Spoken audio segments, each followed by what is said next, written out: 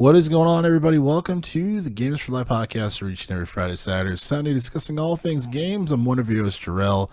With me is the Rivals Maniac, Arturo. What's going on, bro? Nothing much, man. Uh yeah, I'm definitely not no lifing like some of these people. Um so I don't know if you noticed, Triel, but each character has like a proficiency. And when you get to your higher proficiency, you unlock different stuff like sprays and stuff. When you get to max proficiency, proficiency, it's called Lord. And that's when you get like a different like avatar profile pick when you pick your characters. So you know how, like whenever you see people like, oh, how they get that? Oh, they got max proficiency. As someone that's actually like actively trying to like get my proficiency with Rocket, holy shit.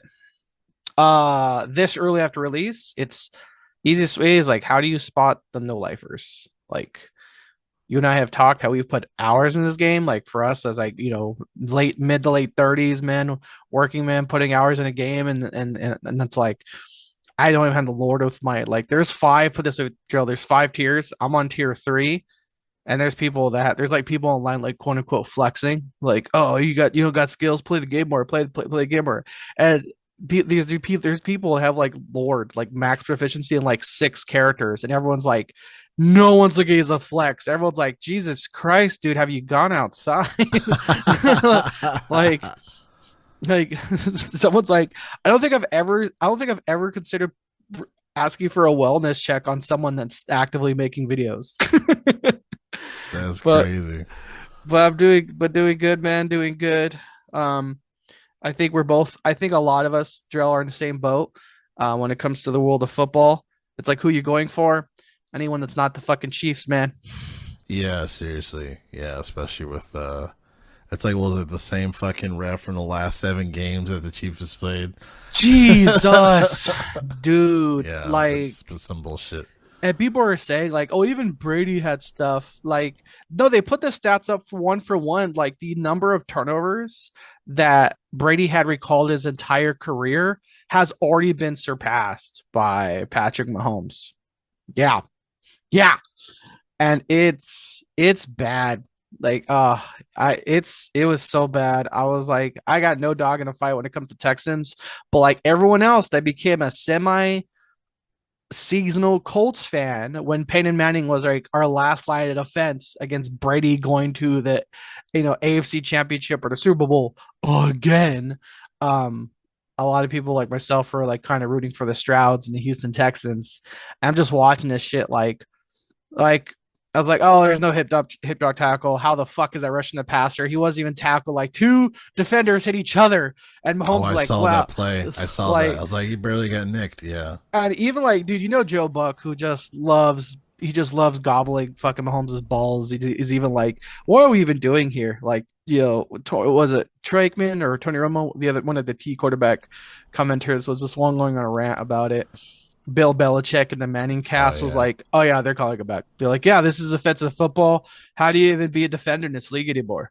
It's just, it's so bad. And then and after that game, you watch like Jared Goff, get his head tackled off a few times. And it's like, shake it off, you fucking coward. This is Detroit football. Oh man, yeah. It's tough times right now. It's tough times. So, I mean, we might have to rely on the Commanders to be the goddamn saving grace Dude, this play. how the Commanders came out of nowhere is crazy to me. It's like their owner Dan Snyder was like forced to step down for just being a public asshole, and then now they get a new owner, dude. Like a rookie quarter or like a rookie franchise QB. Like let's fucking go. Let's fucking go, Commanders. Like Yeah. people still don't know whether they're the Washington D.C. Commanders or somewhere in the state of Washington. Who gives a fuck? We're rooting for them. Like, who gives a shit That's hilarious. where the map you think their stadium's based off of? Let's fucking go, man. I may watch the Ravens Bills game later today at the time of recording this. Spoiler, it's Sunday, the 19th. Rams are losing to the Eagles as we speak, just barely. I may go watch the Bills Ravens game down the street. Part of me is like, we talked about this before, Drill. It's like, oh, I'm trying to stay healthy. Let's be real. Let's be real. For most sports fans, well, for most sports fans, especially men, us eating healthy doesn't start until give or take second week of February because up until then, it's football. It's football season, man. And I'm just like, okay, I'm giving blood on Wednesday. So, which is like kind of an excuse. So I should be healthy and not go over too much.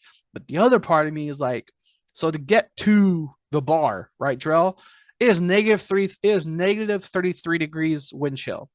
I have to earn my right to go to that bar. And you know me, Drell, I like weirdly challenging myself when it comes to weather for no fucking reason, even though when no one fucking asked. A part of me is like, fuck, dude, I want to walk down to the bar and pass by my bank and take a picture, like I always send you guys in the group chat, of it's like negative 12 degrees before wind chill, negative 30 degrees after wind chill. I put up my little story to Instagram. That's fucking paranoid. Ozzy Osbourne, dun, dun, welcome to the rice fields, negative 33, negative 33, negative 33 with wind chill, fucking Midwest winter. Let's go. So yeah, I don't know. Wild, I will say the way whether I go or not, I'm definitely going for Lamar and the Ravens in that Bills game. I know a lot of people are Josh Allen fans, like, oh, he's doing good. I'm like, cool. So you're all just ignoring what the fuck Lamar's been doing all season. What? Yeah. A lot of people been giving him shit too. They're like, if he doesn't do it this year, I don't think he has. I think Gronk said that or some shit. I'm like, get the fuck out of here. Take Tom Brady's dick out of your mouth and shut the fuck up. Yeah. Whatever. But I don't know. Like, yeah, I don't know how. Like, I remember when a lot of sports commentators were talking about the MVP, the MVP race, and people were even mentioning Mahomes. And even I told you, Joe, like, how the fuck is anyone surprised Mahomes didn't get nominated for MVP? Like I said, at the end of the regular season, there were 4 teams at the end of the regular season that never scored over 30 points. And it was like the Panthers. It was like the other shitty cat team, Jaguars, someone else, I think the Cowboys, don't quote me, and then fucking the Kansas City Chiefs. So I was like, hey, what's the win-loss record of the 4 teams that finished the regular season without scoring over 30 points? So it was like 4 and blah, 3 and blah, and all of a sudden, like, Chiefs, 15 and blah. And I'm like, oh, why isn't Mahomes? They're 15 and blah. Why isn't Mahomes the MVP race? Motherfucker hasn't scored over 30 points. Yeah, it needs MVP.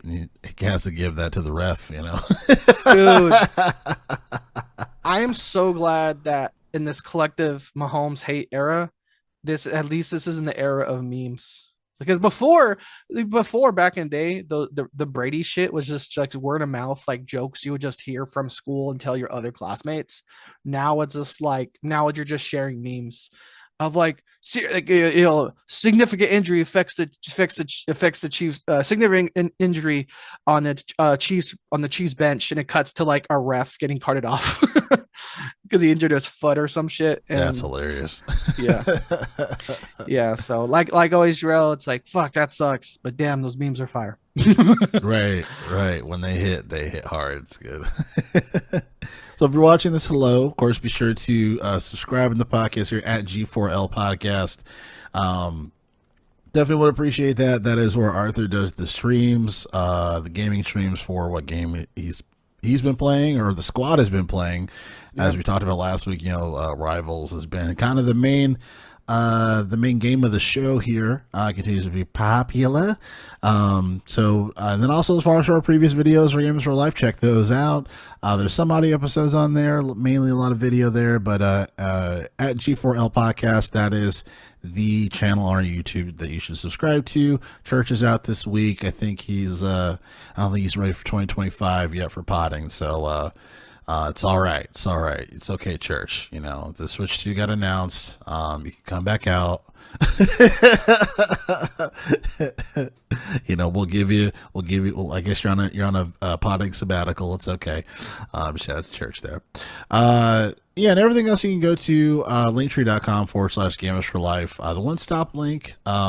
shop link as far as for checking out all our stuff. And then here on the Games for Life podcast, we read the news while you can watch or listen to what you choose by clicking on the links of the time code in the description of the episode. So if you don't want to hear our introduction, football speak, or whatever we talk about that's not game related, you can go to the segment that you would like, or you can just hang out with us here at the Games for Life podcast, have a glass of water, and shut the fuck up. So... God damn. What he meant, oh, they know I'm kidding. what he meant to say was, hey, if you don't care about football or sports, skip ahead. That's cool too. It's okay. I speak drill. Speak drill is like, it's shut the the fuck internet, up. Arthur. They like means- this, like they like this, you like do aggressive, you. this aggressive tone. This is how the internet is. Drill, just because you're into some BDSM shit doesn't mean people like to be cut out. Hey, watch it, all right? I'm just saying, like, I Watch don't know it, if okay? that's, as a kid out that I don't know if that's projecting there, but I think there's also a decent portion of population that's like, hey, go fuck yourself. You know what? I don't think I will subscribe. There's another part of then there's another part of population that's like, oh, say it slow, drill. We're 400 episodes in. I haven't acted this way since then. Anyway, I know. it's fine. I'm just. You're not wrong though. You're absolutely right. I shouldn't be aggressive towards the viewers. I'm kidding, viewers. You know I love you guys. Appreciate all you old school gamers out there. So today, obviously, one of the topics of the show, the biggest topic of the show, we will lean into it. Fucking Switch 2, man. Finally. So it's funny because this was a video that was put out prior to, and I mentioned this, I think, on the last episode. Not sure if I did. If you didn't watch the last episode, I'll tell you now. There was some Switch 2 quote-unquote leaks of some concept description, or the showings of the Switch 2. And one of the I don't know if it was one of the designers of Nintendo, he said some crazy stuff. He was like, that guy should be covered in shit. Did you hear that? Did you hear that? No, I have the context for that. Okay. Which was at CES, which is like a big tech thing. There's a hardware accessory maker was like on the floor already showing like Switch 2 accessories even before the Switch 2 had already been released. And Nintendo, Nintendo's notorious for shutting down third-party, non-affiliated products. Yeah. Spoiler: they're about to sue the fuck out of that company. Yeah. I don't know. Yeah, I don't know if they understand what they're about to go through legally. Oh, I guess it was the Bayonetta creator Hideki Kamiya. But he said, the leaker should be cursed and covered in shit. Which is fucking insane. These guys are going to old school like tar and feathering, not unironically too. Like, yeah, you talk to the Western, they should be tar and feathered. Tee hee, ha ha ha, ho ho ho. And then when a Japanese CEO will look you dead in your fucking eye and be like, "No, I want you tar and feathered. I want to end your bloodline." And will just stare you in the fucking face, like feel like, cool, you're blah blah blah the third. There won't be a fourth. Right. Yeah. Right. It's like, guys, don't fuck with like Nintendo, man. Don't do it. And then Genki, Genki, they're the accessory maker selling a variety of peripherals for the Switch, PlayStation 5, and various PC handhelds. Showed off a physical mock-up. They just showed a physical mock-up of the Switch 2. Because they were saying, look at these accessories that we're making for the Switch 2. And here's this mock-up we made for the Switch 2 to show you it works with them. People are like, I'm sorry, what? I mean, like, it's like you go to E3, I'll say you go to E3 and like an hour, like hours before, I don't know, let's say the Ubisoft conference, they're like, yeah, so this device will work for Far Cry 8. And they're like, well, oh, wait, sorry, what? For that game's going to exist, yeah, and they're just going along with it like nothing was a problem, and so there's to be some legal ramifications for sure. Yeah, definitely. So yeah, that video was rolled out, officially announced, and it's crazy too because I feel like that video was like pre-saved, like they were working that video, and it probably was supposed to go into a direct, but they're like, fuck, like these leaks are already out. Let's just roll out the video.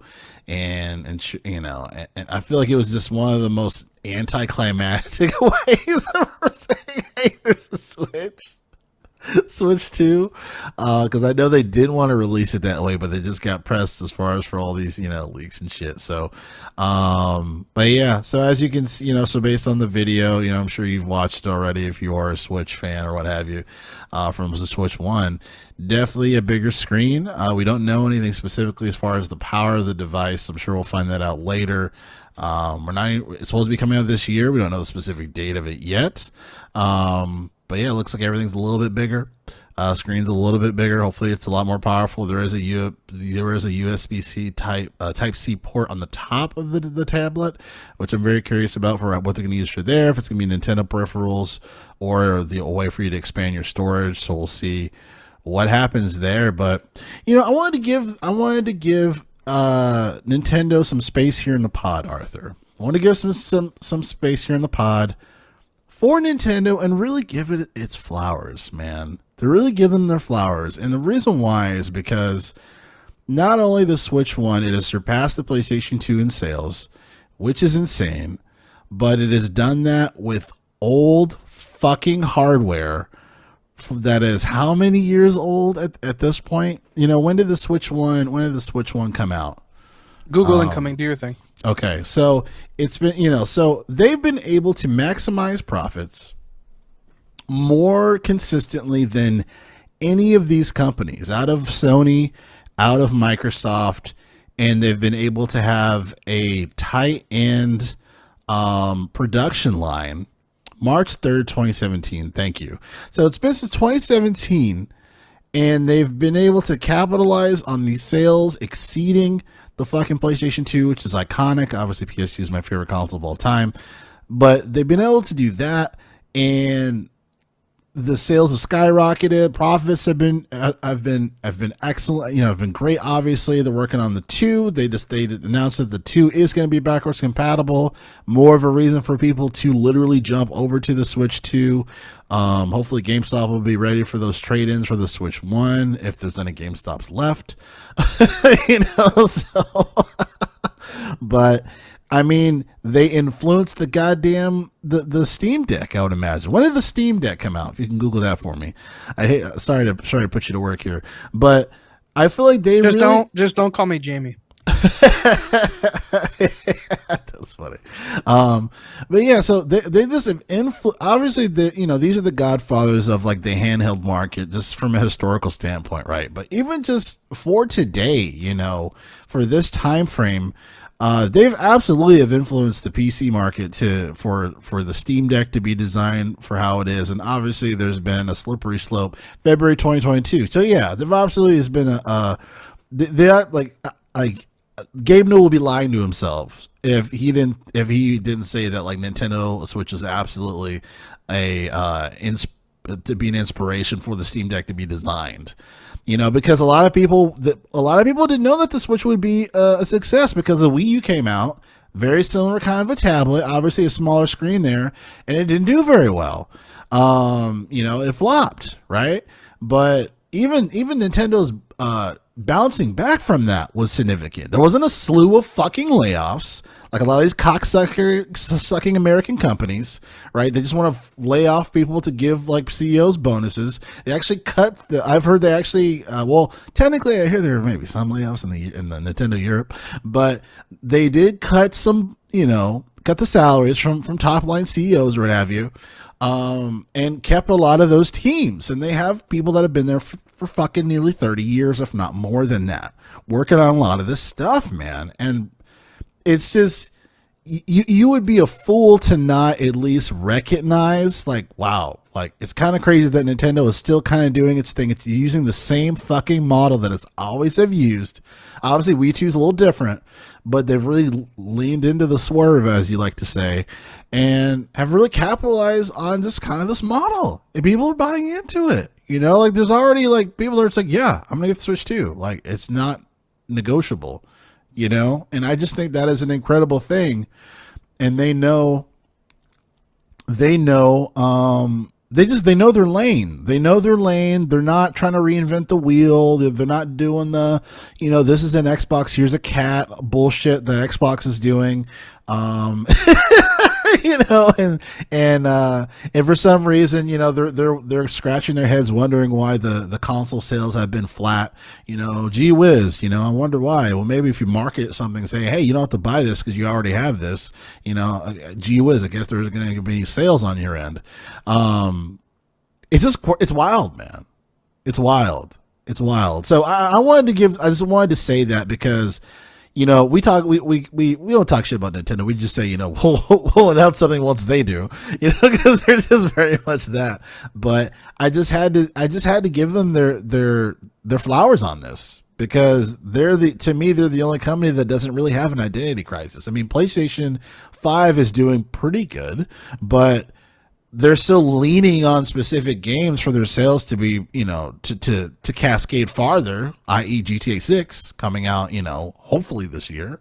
But what are your thoughts, man? I know obviously you're not really a Nintendo Switch guy or what have you, but kind of give me your thoughts on this whole thing.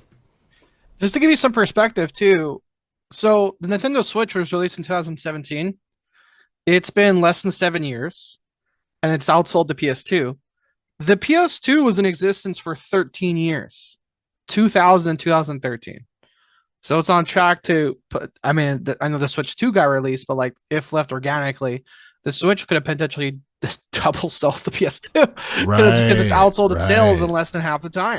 Yeah. And as much as like the PS2 is like has the nostalgia effect for like almost every gamer, even if you didn't own it, all of us, because at some point, either their friend or friend of a friend, classmate, go to their friend's birthday, like, oh, I hate this kid. Oh shit, he's got a PS2. Fuck. Mom, buy my gift card. um, and the Switch 2 has just been quietly, we're talking about like fucking the Commanders. The Switch has just been quietly just rocking, just fucking killing it, man. Yeah. The Switch has been fucking killing it. The Switch sold the Switch sales had to go on hiatus during peak lockdown because Animal Crossing New Horizons, Animal Crossing blah, fucking it sold too much. It sold too, and they were out. They were fucking out. There wasn't a shortage, whereas like it was different for the PS5 and the Xbox, the PS5 and the Xbox blah, because of like this GPU chip. The Switch was not using that fucking GPU chip. So it was just like no, everyone stayed at home, and all parents were like, okay, my kid won't shut up, they need to play games. An Xbox costs how much? Ooh, fuck that, that's not appropriate, it's a little one. Nintendo is the most ridiculous household name on a global scale, more than people realize. There is a reason. Hey, New Horizons, I was right. There's a reason why Universal, after the success of their multitude of the Mario movie, is like putting in their theme parks. You know what I mean? Disneyland is like, oh my god, Disneyland. We did a rant on Disney adults, but Nintendo, again, Nintendo is a ridiculous household name on a global scale. And every time we talk about layoffs, it was like, well, there's this. At one point, their CEO cut his salary by half to save on layoffs. So again, we won't go down that rabbit hole, that we've brought up a million times that we're fucking right on. Is again, a lot of these layoffs came after successes rather than failures. Tango Studios with Hi-Fi Rush, the X wave, I think was the second wave of layoffs from Activision Blizzard, came off their most successful financial quarter in the history of that company. And here we are, talking about Nintendo, all since like, it's common practice, it's part of the industry, Bungie got hit, Xbox got hit, everyone else got hit. And Nintendo, prospectively, again, they weren't immune, they weren't fully immune, but nowhere near the numbers we're seeing from all these other companies. And again, the fact to say that your CEO took took a pay cut by half to prevent that, holy shit, that's commendable. Like, how many times do you hear about that story, Drill? I think it's like that yogurt guy who's like one of the least paid CEOs of a company that's gone public, and he keeps his people alive. He's kind of like a hippie guy with like long hair and stuff like that.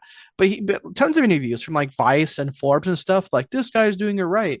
But we never hear about the shit Nintendo was doing during all that. I don't know why. they didn't really hit our ears. A lot of these articles we're seeing is like just making the rounds now for a story that came out, years ago. Good old Hamdi from Nintendo. So, yeah, again, Nintendo knows its lane and stays in it.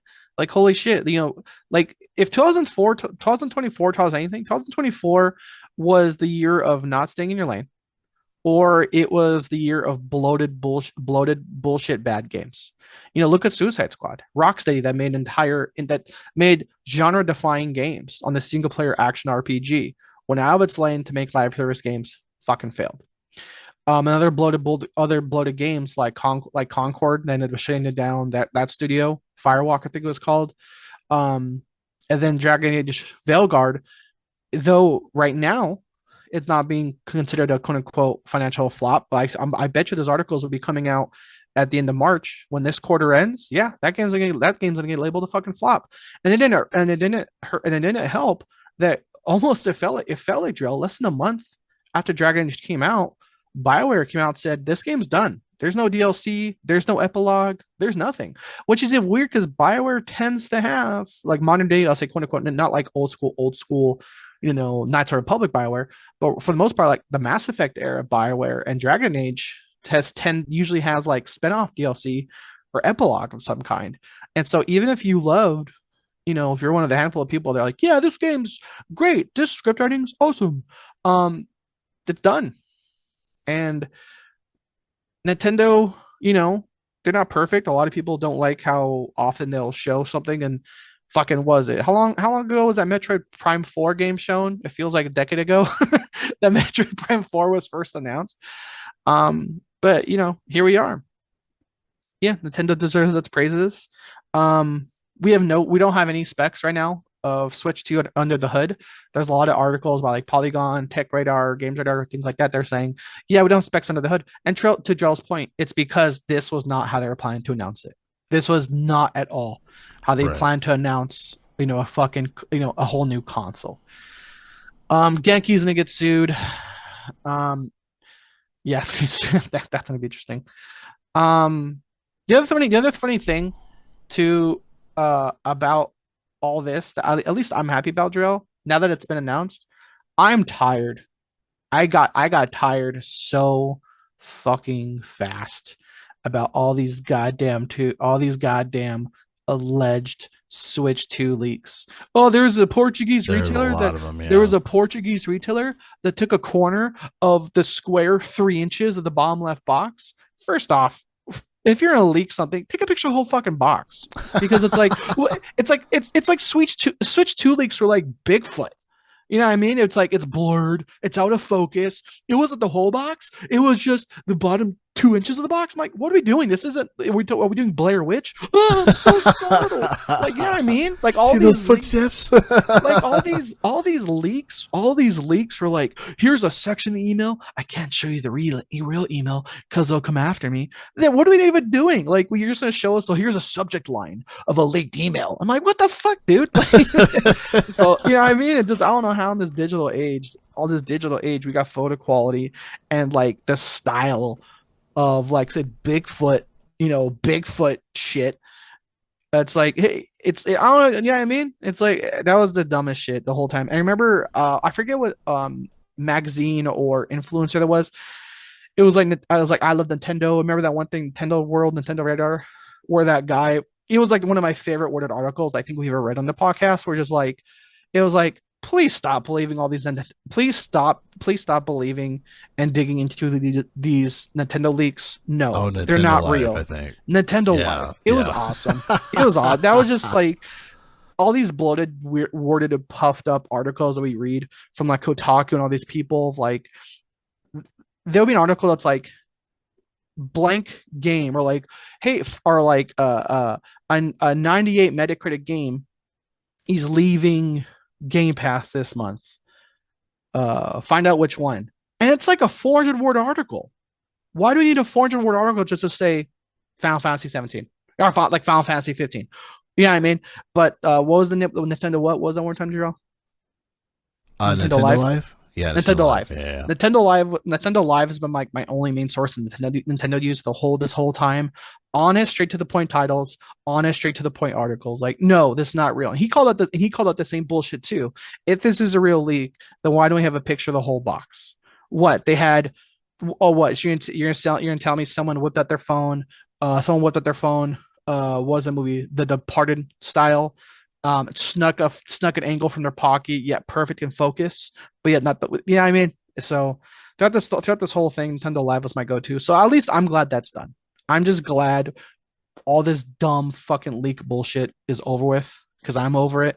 And the people that have been allegedly leaking this have been annoying this whole time. And I will say this too, Drill.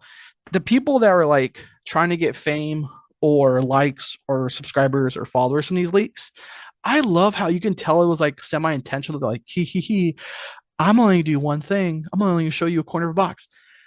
And this Genki accessory person just blatantly did it and didn't give a fuck. And was so nonchalant about it. Like I said, everyone else was like, oh, they're gonna come after me, man. Nah, you understand? They got people. They're gonna find me. And then at this fucking tech conference, so we're making an accessory for the Switch 2. As you can see, this is a mock-up of the Switch 2. This is how it fits. This is how you go. And yep, enjoy your day. Enjoy your game. Buy our products. Have a nice day. Like, I loved it. I love that that's how this came out. I am so happy that all these dumb, fucking annoying, alleged, trusted leakers were doing all these half fucking follow the breadcrumbs, fucking It's Always Sunny in Philadelphia, fucking the pins on the strings on the corkboard, and some nice person at conference was like, hey, do you have a minute? You want to check out our product? Here, this is it. Da da da da da. Thanks. Check out our product line. Have a nice day. And they're the fucking leakers. I love it.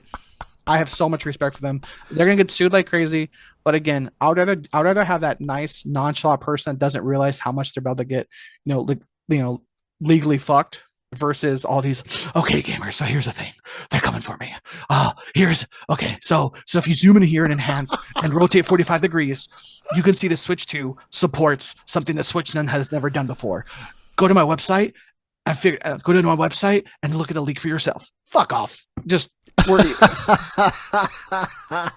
I'm sorry. That's my biggest takeaway from all this. Is I don't have to get done. You're done with all the leaks there. I'm done. I'm just so glad I don't have to have all this bullshit, leaked, alleged, supposed bullshit across my feed anymore. The Switch 2 is out. The Switch 2 itself, let's talk about it.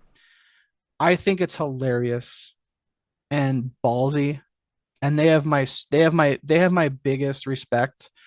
That, as for hardware wise, for video listeners, it's Drell's background right now. I love Drell. That in terms of an aesthetic, like a hardware look, they've changed nothing. I love it. Everything's just a little bigger, but I love that in some meeting room to design a Switch 2, someone put up a JPEG of the Switch 1, click the top right diagonal box, and just enlarged it. That's all they did. And they said, and then someone stood up and they applauded. That guy got high-fived. He went home to his wife. His wife made sweet love to him. He's like, I made the biggest design decision in history in this company, and all I did was make one of the most successful game consoles in the history of all time slightly bigger. Yeah. Slow clap, high five that. Slow clap, high five that person, man. Guy or girl, whoever.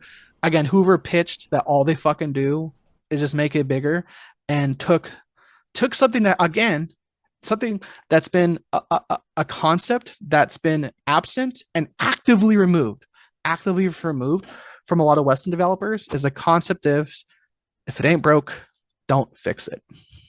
And we've seen some hundreds of $1 million company fails forgetting that concept of, if it ain't broke, don't fix it. And Nintendo said, fuck it, just make it bigger. I have so much respect. I have so much respect for them for that.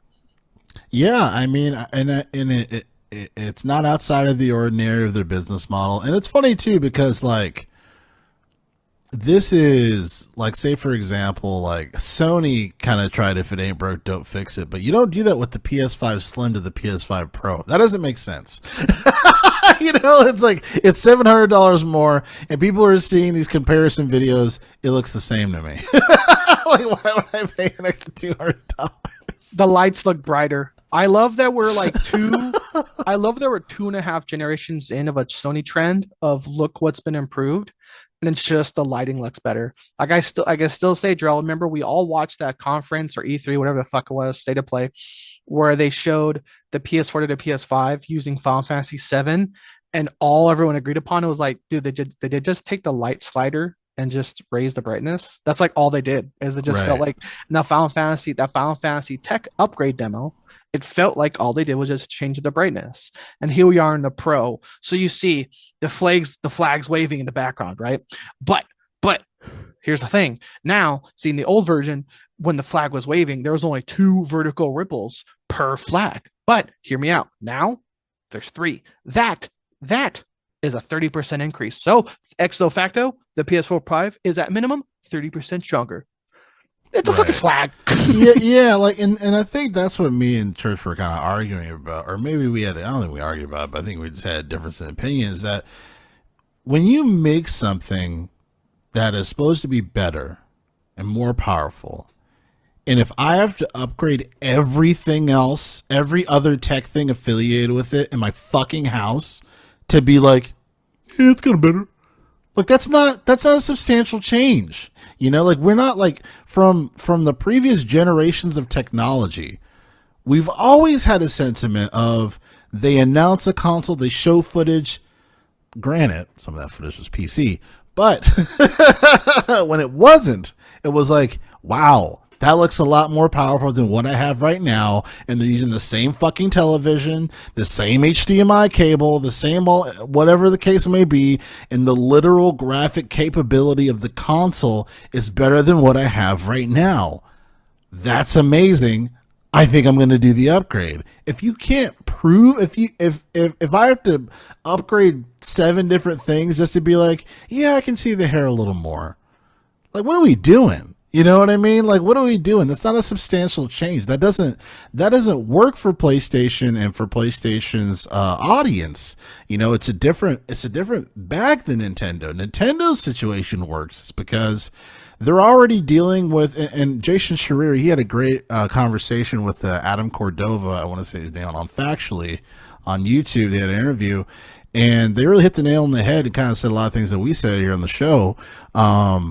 Nintendo has already is using, not as super advanced technology to make exactly what they need for it to flow and play exactly how they want it to play. And the funny thing is that a lot of for those big games that really hit on Nintendo, they arguably functionally play better, perform better than a lot of shit on other platforms. They just know how to utilize what they have and to maximize it. So it makes sense for them not to rewrite history when it comes to the design of the Switch 2, because the Switch, obviously we talked about the success from the Switch 1, and I think it was a genius move that they made it backwards compatible. If they didn't make it backwards compatible, this would be a fucking sham. Because to your point, if you're going to just move the window a little larger or it's a little bigger, but people have to, they got to keep their Switch that's freezing, right? Things are freezing up now. Like the shit's getting old now for real, and they got to buy new stuff, but they got to switch between these two. Like it wouldn't work. It wouldn't work. Sales will go down. So they know, like, okay, at this point, people need a little more virtual RAM. They need a little more processing power.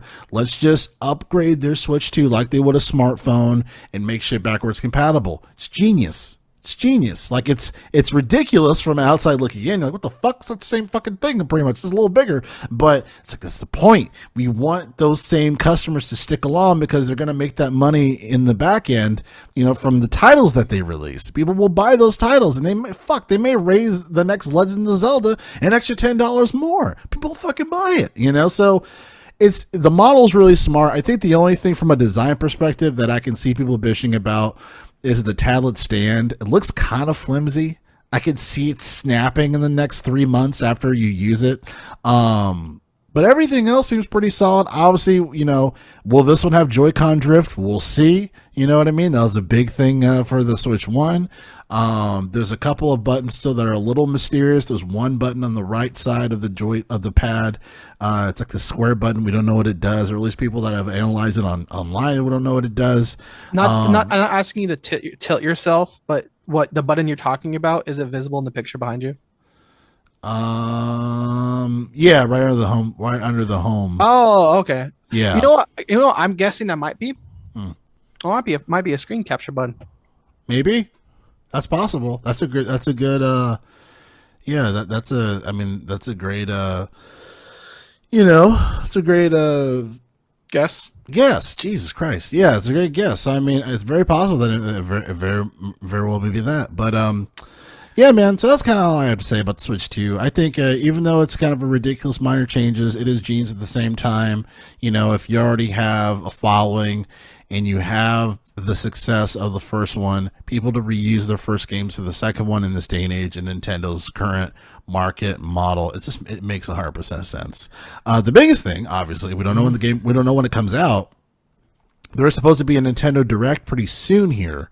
My original, because we were all betting on this, we were like, okay, it's going to be called this, it's going to be called that, or when is it coming out? My original intention was that it was going to come out in March, but I think there's supposed to be a Nintendo Direct scheduled for after that, right? Don't know. Don't know. Okay. I was gonna say other stuff we don't know. We don't even know the price yet. That's right. We don't know the price. That's a big deal too. Again, this is all chalked up to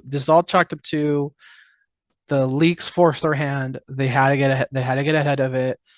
It was like a reputable conference. It wasn't some small, small town new con, a new anime convention or gaming convention, and then like rural America, where someone's like, hey, we're gonna sell this for a Switch 2. No, this is like a legitimate recognized tech convention that just happened to have an accessory maker be like, so this is the Switch 2's accessories. I'm sorry, what? Like, yeah, and if you look over here, these are some controller adaptations that work for the PS6. What? Who the fuck? who is this man's? Right. It's so funny because I feel like it was just some uninformed guy who doesn't play games at all. It's like, all right, just talk about this in an amicable way, or not in a way that's not going to be direct. Don't show this or whatever. I'll be right back. I'm going to take my lunch. And he just fucks up the whole thing. No, that's absolutely some behind the scenes backline fuck up. If you tell your frontline salespeople, hey, sell shit, and they're like, okay, I have 5 things to sell. I'm gonna try to sell these 5 things, and no one said, hey, this 5th thing, don't address it, don't talk about it, how we should cover it up, unless the frontline person was told that. If you tell you tell your front salespeople to sell everything on the floor, they're going to sell everything on the floor. So that was absolutely a backline by the scenes higher up issue 100%. Yeah, they messed up. I just laugh. It's like, what if it was a situation where the box said "Do not open"? Oh, they just pulled a Tom Holland. Was like, they're holding the paper up to themselves. It's like, so you do this, and the back of it is like in big Nintendo font, confidential, do not show to anyone. Oh fuck. Yeah. That'd be hilarious, man. I was gonna say my thing when it comes to the Switch, I think one of the big successes there is they made it backwards compatible. Again, Nintendo. You're talking about staying in their lane, and people give crap, like us. We joke because that's low hanging fruit of the power or lack thereof of the Switch. But you're saying how like they've said like it does what we need it to do, and I'll tell you this: when it comes to first party titles, Nintendo has standards years beyond what Bethesda will ever have. You know what I mean? It's like when it comes to first party titles coming out, there's no one making 3-hour long videos about all the bugs in it. That's Bethesda shit. You know, that's Xbox's shit. That's hell. That's everyone else. You know, like that's Yeah, it's literally everyone else's problem. Yeah. that's the majority of AAA games or AAA studios and first party studios. You know, um, again, it's again they needed to they need their hardware to perform first in level for the first party games, and they knock out of the park. Like again, when Breath of the Wild got announced, no one was be like, oh, I wonder how many game breaking bugs are going to happen day one. Like, no, that's what we talk about Bethesda. We talk about that with every like Ubisoft. We talk about that Right. with like Blizzard. But no one hears the word Nintendo and thinks, oh, this game's, hey, don't pre-order it. It's going to be unplayable. Wait for the early alpha beta test. That's going to happen a week before launch. Don't worry, guys. It'll be a beta a week before launch and they'll fix everything. um, so, yeah, Nintendo has its quality standards that, again, some of these companies will never, ever have because their goal that we've seen now that all these other companies like Bethesda, like Ubisoft, like Blizzard and Activision, they have the mentality, and I can't think of the word, but like marketable plan or like action plan of like release now, patch later. Like that's their business. There you go, their business model. A lot of these companies' business model is release now, patch later. And Nintendo has, I want to say, never had that business model. There might be a glitch or here and there, but like I said, nothing like what Bethesda has made their standard.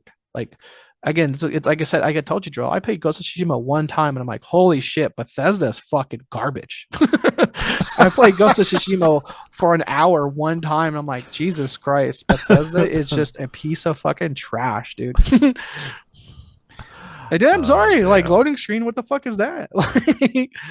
Like, Yeah. And and when that was on Xbox, right? Like, cause like for fucking PlayStation, it was way worse. Like for when Skyrim came out on fucking all I'm talking about, PS3. I'm not even talking about old school Skyrim. I'm talking about like fucking Starfield.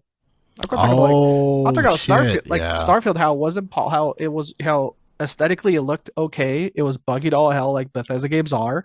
Loading screens up the ass. Like I like when somebody made a video of what it technically takes to go from planet, like a human being walking on a planet, to being a human being walking on another planet. Jesus Christ! It was like human loading screen, ship, map, fast shovel, loading screen, human getting off the ship, loading screen, and then you want to go because remember that's how the vendor worked. It's like, hey, you're here, Yeah. you're full in inventory, so you want to sell it here, and you go back to your planet. Okay, I'm here, and you need to sell it, need to come back. Okay. Loading screen to ship loading screen to planet loading screen to loading screen to disembark, loading screen to get into the shop, loading screen to get out of the shop, loading screen to get back to the ship, loading screen to go from the ship to the other system, loading screen to disembark the ship, uh, and then finally after all that, you're finally back where you were after selling shit. Hey, Drill, how do you sell shit in Path of Exile? You open a portal, you get a loading screen, you sell shit, you open a portal, you come right back. It takes less. For someone like me, we both been there. That shit takes less than 60 seconds. Yeah. Yeah. Yeah. Literally. Like I gotta feel Yeah. bad because I'm rushing you guys sometimes. Like, yo, bro, let's go, let's keep rolling, guys. We're on a roll here. Like, oh, I found blue boots. It's blue's garbage. I only care about yellow. Let's fucking go. And so, but yeah, so Nintendo again, I think people have been sleeping on Nintendo. People like us have been quietly poking, or quietly, I say loudly poking fun at it for throwing fruit of lack of power, especially someone that just dumped still an uncomfortable amount on a powerful PC. And but you know what? Again, props to Switch 2. Here's at the end of the day, Drill. Does your hardware perform the standard that you built your games on? And can your games perform well at launch on your system? It's yeses across the board. It's yeses across the board. They're doing everything we've asked. And Nintendo is also, here's another thing too, Drill. Not another point I've noticed by Nintendo. I would say when it comes to first party developers, Nintendo is, I think, king at owning their aesthetic art style choice. Legend of Zelda is not hyper realistic like Halo or these other AAA, quadruple A games from Ubisoft. They're not hyper realistic. I had an argument about this a while ago. I said the race to hyper realism is like what's killing or holding back some games because no one's really asking this to be hyper realistic. So the more it's like they put themselves in their own uncanny valley because they'd like to show off how realistic something is. So if something is clearly not realistic, like in Forspoken and in some Final Fantasy games, they can't get the hair to match quickly, so they'll be staying still and their hair is like fucking off even though there's no wind, and it really breaks the immersion. I feel that happens a lot with quote unquote hyperrealistic games like Star Wars Jedi Fallen Order had that. The second one, Jedi Survivor, had that problem too. In the middle of cutscenes, hair would just flip the fuck out. And it just really breaks your immersion. Whereas Nintendo, they're not going for hyperrealism. They have that art style. They have that art style to them that every single Mario game, Donkey Kong game, Mario Party game, Mario Kart game, which was announced, they all have that art style, which it lets them dial back on their performance requirements for the games and to make it how they want to make it, which, as we discussed, is really like a quality that's consistently not seen anywhere else in any AAA major studio. Yeah, no, those are great points, Arthur. And I watched or listened to at least two different sources that mentioned that hyperrealism point that you made on the show. I think too the other problem is that, to be completely honest, on a console perspective, hyperrealism is very difficult to do on consoles now. Games take 6-7 years to make now, where it used to be 4 or 5. From just when it comes to the overall basis, the technology is just not there. It's not there yet. It's not cheaper, right? It's not cheaper. We used to see a model where games were a lot cheaper, or the technology was a lot cheaper, so people would be able to kind of make these titles, because of the technology shifting and changing. But these parts and everything is still expensive to make, so games are taking longer to make. And then obviously companies, they don't want to wait that long for various things too, so you have budgets are ridiculous, and then layoffs happen just selfishly when it comes to big brand fucking titles. So yeah, the industry can't afford hyperrealism. They can't, right? Unless the only factor of that is what I mentioned in the last episode, where the ray tracing required hardware stuff and then the AI stuff, I think that is really going to incorporate within consoles trickle down effect, where we will start seeing more hyper realism at a point where it's possible to do without people actually with more AI components. So yeah, great points there made, man. Definitely. It's funny. I was thinking about, speaking of PC stuff, tying this back to the other topic of the show as far as for Grand Theft Auto. I know we talked about Grand Theft Auto a few times, but there's just more and more things that kind of create this complicated situation for a buyer, maybe for someone in my shoes, right? So, last episode I said, hey, I'm going to save it for PS5 Pro. Right, I'm gonna say for PS5 Pro for GTA 6.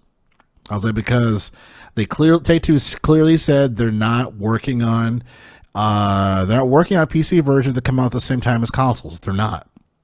They're gonna do the same model that they did for GTA 5 as far as for the release. They're gonna focus on consoles first, PC later, and over the PC version of GTA 6 is going to be solid, and it won't be some bullshit. We'll see what happens in the future when it comes to that. But the annoyance to me, Arthur, is that that was kind of be the turning point for me as far as, like I said, I do gotta get a PS5 Pro because GTA 6, I want to play GTA 6. But now I'm hearing that analysts are saying that some people want GTA 6 to be $100, or they're thinking it's going to be $100 because of, and probably because of Grand Theft Auto Online. And I think you mentioned this before, as far as like, I think they're going to sell Grand Theft Auto Online with it, versus like waiting for it later. You might have said that, I'm not sure. But I think they're going to try to use that as a means to up the cost on it versus GTA 5, online being free, and you're just paying for the fucking online model of, Xbox or PlayStation. They're going to charge for GTA Online and package it so you have, the non GTA version or the non online GTA 6 version, probably online you have to buy separately on the store or whatever, or you can get it all at once for $100. I think they're gonna do some shit like that. And that's kind of a turnoff to me, right? Where it's like, for me playing Grand Theft Auto in my life, I've always just played the story, right? Because originally that's all we had, and then once they incorporate online components, it was like a cool thing to dabble into, and then people would buy money, through V-Bucks or whatever that bullshit is, right? Then they made hundreds of millions of dollars, over time and millions of dollars a month. But I don't want to be forced to buy GTA Online from the jump. It's very unattractive to me because I would rather just play the game as they made it and then decide later if I want to jump online. But if they do that, fuck shit, Arthur. I don't know. I might have to do a spiteful no thank you. Hey, Gerald, we both know I went on spiteful rants last time. I want to talk about that. Xbox is like, hey, Arthur, State of K3 is going to come out on Game Pass. Cool, fuck you, I'm going to buy it on PC anyway. Yeah. One thing I will say, Terrell, another reason why analysts think it's going to be $100. I do agree with you. I do think it's going to be cost more than $70. But the reasoning is something I think is going to be a little different. The reason I think it's going to be more is because at one point when talking about NBA 2K, that Take-Two is a publisher for, right? The CEO kind of was loosely saying that people should pay for games per hour. So the Take-Two CEO, who is I think by far the most profitable CEO of any game publisher at the moment. Again, he was saying like loosely, I forget what the loose quote was, but it pretty much came down to that we should really that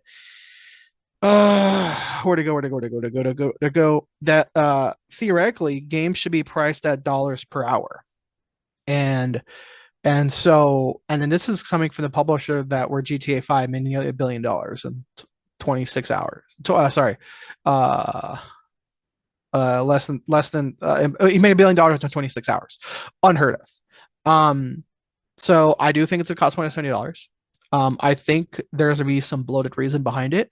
The Take-Two CEO is openly a fuckwit douchebag. He's the same guy that in an interview said, if Borderlands again is a Take-Two owns 2K, which makes Borderlands the games and the movies. The Take-Two CEO, same guy, same one that said, "Oh yeah, if this movie flops, it won't affect our bottom line. Who cares?" And then the movie flops and he comes out, and then within like 2 weeks of the interview, comes out on Twitter and says, "Hey guys, a lot of people worked really hard on this movie. Please go see it. Please encourage others to see it. Stop the hate." And it's like, you yourself 2 weeks ago said you don't give a shit if this movie flops. So when it comes to, like I said, the reasoning behind it, like I say, billionaire's gonna billionaire. I think it's going to be raised because billionaire's going to billionaire. There might be some justifiable reason. There might be some people that the fucking gobble cocks of corpos. Oh well, the bottom line, it does take more to make games. I'm like, dude, this is coming from the guy that said games should cost per hour, and he doesn't give two. Like again, this company has so much money, Jarrell. They didn't give a fuck if the Borderlands movie flopped. So when it comes to this game, going to cost more than $70. Yeah. It's gonna be because homeboy wants a fatter fucking check. And you know what, Joel? Speaking out loud, real quick, I wonder if he's the reason why Borderland. I don't know I know Randy Pitchford was the voice of it because he's the one that had to announce it. But I wonder if people do any digging, if it's Randy Pitchford was the reason that people never got bonuses for Borderlands 3, or if it turns out that now we find out possibly that the CEO, who owns 2K Games, who owns Borderlands, maybe he's the reason why developers never got their bonuses for Borderlands 3. Me and a lot of people give Randy shit about it because he was like kind of loosely justifying it, but going back on but staying on this quick side tangent, I'm like, conspiracy, like, connecting the dots, is that kind of came out of nowhere at the time. At the time, it kind of came out of nowhere for Randy Pitchford's character or presence online. Like up until then, he was like the fun CEO. Like he was the guy that had an interview of like, "Hey, why is there no fall damage?" Would it be fun if there's no? Would this game be more fun if there's fall damage? No, that's why there's no fall damage. And I'm like, fuck, he's our guy.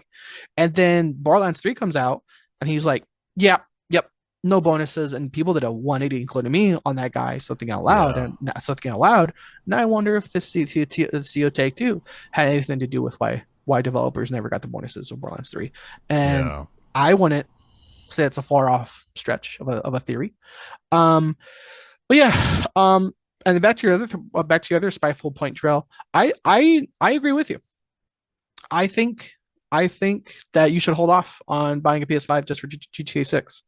Um, um, because a lot of people, we're talking about how a lot of people, we're gonna from the Switch One, they're gonna buy the Switch Two.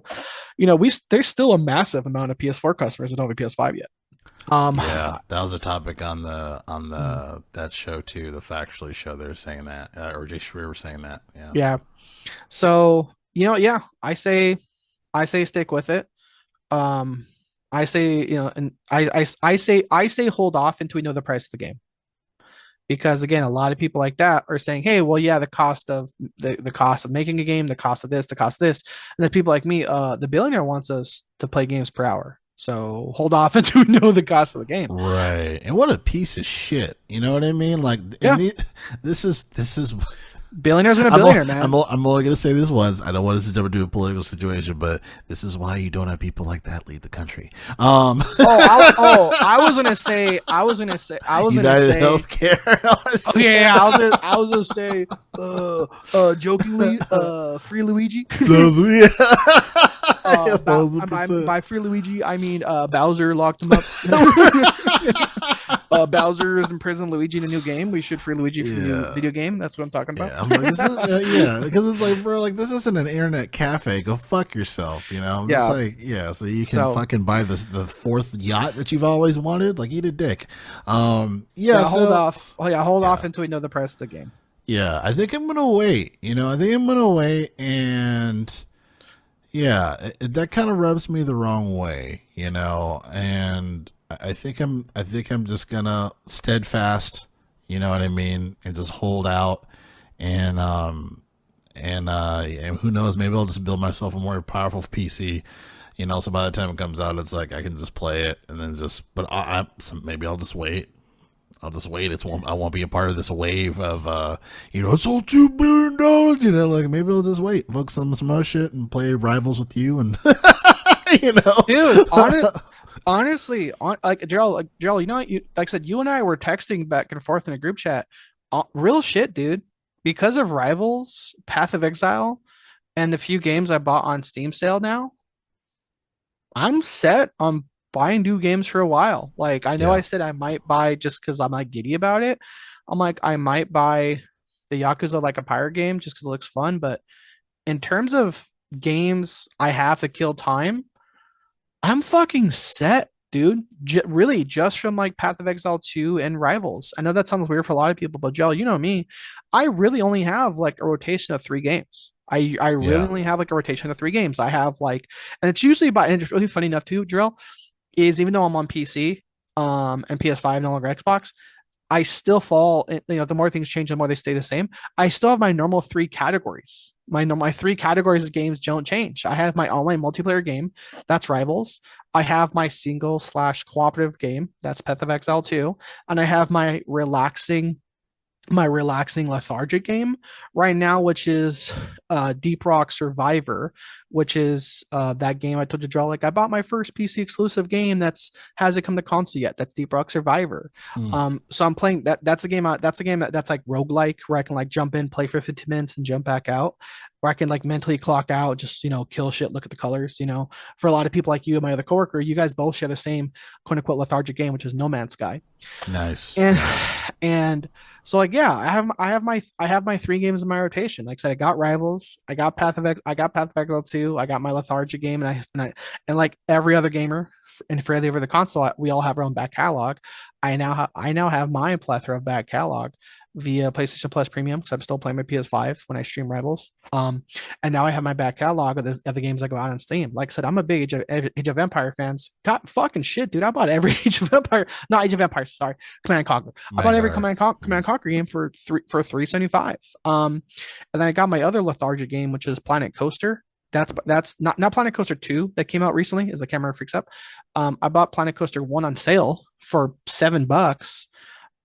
And that's by the same makers that made, the old school roller coaster tycoon games. So nice. that game's just really fun. Just build a park. You see all the kids, you're gonna ride the roller coaster and shit. You can't kill them. You can't make the roller coaster crash like the old school days. But whatever. It's still a fun game. I get to mentally clock out, relax, and yeah, like I said, Jarrell. Back to our shared point.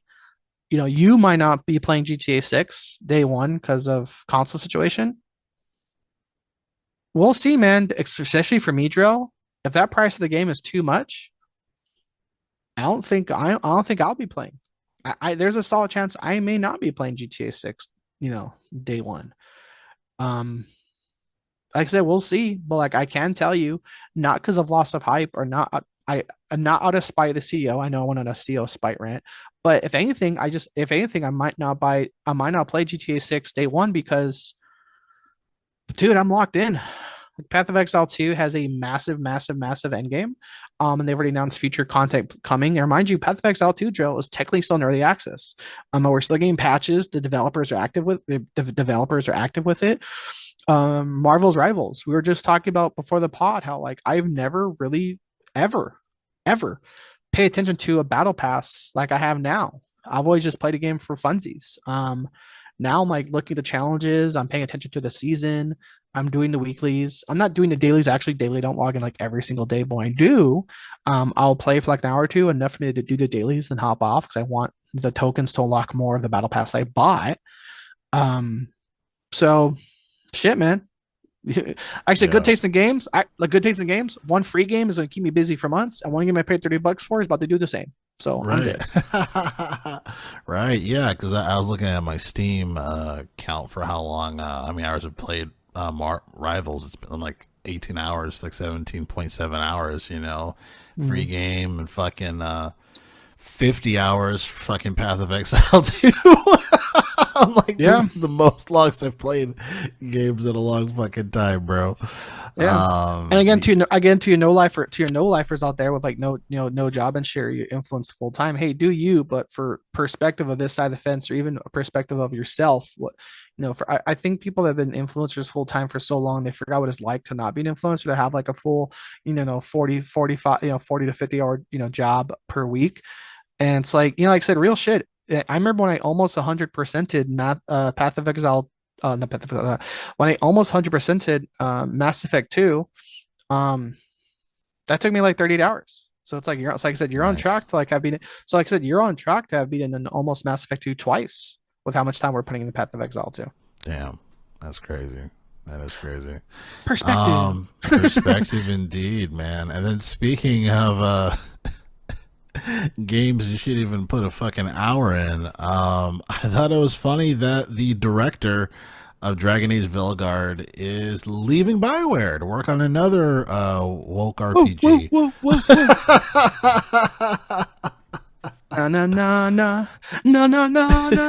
Hey. They're fucking gone. Right. And then also too, it's like, let's make sure we know what game she's working on next so we know what not to buy. Yeah. Let's remember. And hey, dude, upside downside, Joe, a lot of the games that you and I are playing are like Eastern developers or like, Eastern developers. Sean the Doctorel. I'm going to take a wild fucking guess that she won't end up working for one of these Chinese developers that we've been playing games for. Just guessing. just guessing the person that that greenlit skipped in like, hey, so I'm non-binary now. Yeah. I don't think it's gonna drop in a Chinese NetEase game any fucking time soon. Facts on that. So, but yeah, I'm just like, I don't even want to play Veilguard. So wherever you're going, I'm just gonna say no thanks and keep it pushing. Like, I like how people are making filters to know what games Sweet Baby Inc. is involved with, so they could not buy them. And then either with Steam or like the Sweet Baby Inc. CEO is like pushing Steam to remove that filter. And it's like, why? It's like, wouldn't you want to know filter to what games you did make so people can buy them? Because modern audiences are known for buying games in droves. Sorry. I mean, Can you and tell, Joel, real quick? Can you tell I rewatched The Water Boy? yeah, I was like, that sounds familiar. I was like, can you tell while I was cooking earlier? I had The Water Boy in the background. I'm a water boy. It's on YouTube. It's on YouTube. Classic, It's on YouTube. Free movies, man. classic. Yeah, man. Yeah, it's funny. I should mention this in the beginning of the show, but I guess I can just leave a timestamp.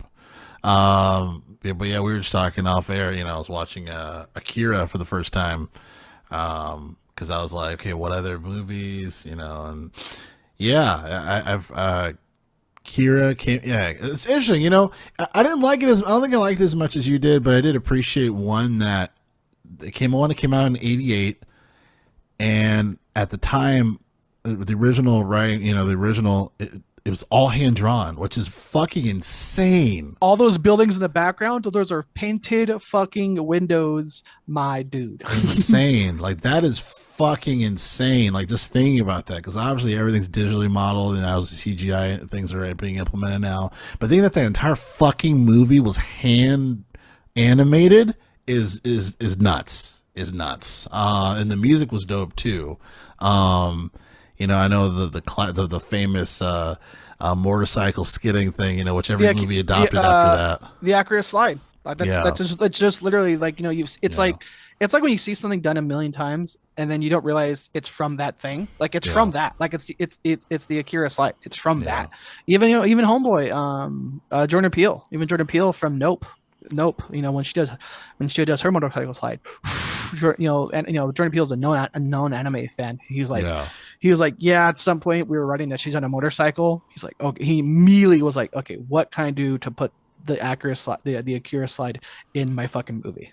Yeah. It's a wild. Yeah, it was wild. There are certain parts where I was like, well, that's kind of wild. Like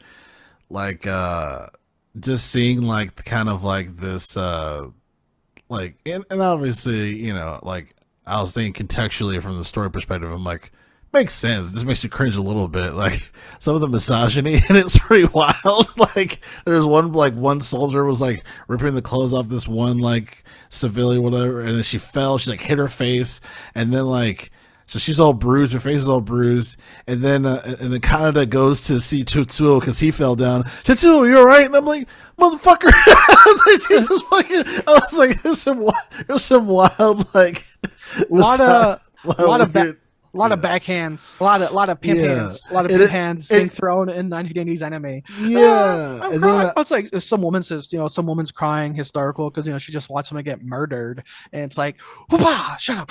It's yeah, I'm like, what the fuck? Like, because he was mad at the one girl, I forgot her name, Kay or something like that. But he's just like, Yeah. he's like, look at your name, you bitch, and I'm like, yo, like these kids are awful, Dude. Yeah, It's just so good. I will say two things. One, two things. One, who gives a shit? The person that wrote Veilguard's gone. Whatever. We're talking about. We're done with talking about garbage. So we're gonna keep talking about good shit. So Yeah. Akira anime, good shit. Yeah. I'll say with that drill. If you really want to go down like something you and I were talking about, how like I like anime, but we both don't have time to like watch like a 300 long episode show. HBO Max has like all things Studio Ghibli. So if you want to do like start working through an amazing catalog of feature films, anything by Ghibli that's on Max. Like I said, HBO Max doesn't have Grave of the Fireflies because Grave of the Fireflies was animated by the Studio Ghibli team, but not written and directed by Miyazaki and the Ghibli team. They just let their animators for that. But all the things that Miyazaki like wrote and directed, like again, like Totoro, Totoro, House Moving Castle, Castle in the Sky, tons of anime that's been referenced a million times over. Yeah, it's on. It's on HBO. It's on HBO. But a side note, yeah, I'm glad Nice. you guys see. I'm glad you guys see, Akira, I'm because glad I now you saw it. It because was definitely like because everyone mentioned it, so I was like, I have to see this regardless. I think yeah, my favorite part of the movie was where Tetsuo was just like he was just on like his like I'm gonna fucking kill everybody, and Canada was just like I gotta stop him. Like it just like gets on his bike and knowing that like Tetsuo's so powerful, he's like ripping people apart at this point, and he was just like he just didn't skip a beat, and I was like this kid's got some balls. You know what I mean? dude, And that, his it's friend's his crazy. friend's an actual supervillain, and this guy's still like this guy's still like it's on site. Yeah, And I it does just it's I like thought it's on that site. I thought that was balls. That was like ballsy, and I was like that was dope. You know like how much like how much your testicles have to drop for you to realize your friends become a supervillain, and you see tanks getting fucked up, and for you to be like, I got a gun. What am I do? Not. And it's still, Yeah, I like how he was still like kind of petty with it too. You know what I mean? There's like these little half insults or like, or can you imagine too, like you're the guy that's like being a semi demigod and your friend just like, hey, yeah, fuck you. You're like, what the fuck? yeah, and then like taking that fucking like laser rifle and like recharging it when like they're like away from him and coming back. I was like, kind of a bad motherfucker. Like he's kind of an asshole, but he's a bad motherfucker. Like I just love that he just didn't skip a beat. You know what I mean? Like just like all right, let's fucking do it. I was like, yo, like that was cool. And So, the music was dope too. The music oh was my really, God. yeah. The music when Tetsuo destroys that fucking tank that's trying to shoot at Tetsuo. The music at that part was like, oh shit! Like he is definitely like he's wearing this like I'm the bad guy type of shit. So it was pretty cool. The parts where the instrumental music dies down for the orchestral or like not the orchestral the chorus of da, like the voices like I'm just like oh shit's getting Yeah, fucked up, and it's like getting they real. zoomed out and they see the stadium to scale like how big he's getting, like how like the area of effect he is affecting. It's like oh shit. um yeah. Wow. We're saying is if you want to experience good writing, good music, don't play Dragon Age Veilguard. Do watch Yes. do watch Akira. Yeah, Akira. it's worth a watch. Again, I think I didn't like it as much as everyone else, but I mean, the technical achievement is fucking insane, handwritten. Because I used to watch, we used to watch just like animated movies in general. It was all Yeah. written, hand Hmm. drawn. So the fact that it came in '88 when like Die Hard came out, it was like holy fuck, like this is insane. How detailed this is, and it's all handwritten, amazing. And then yeah, there's some great parts in it. So it's worth a watch regardless. Yeah. Definitely. So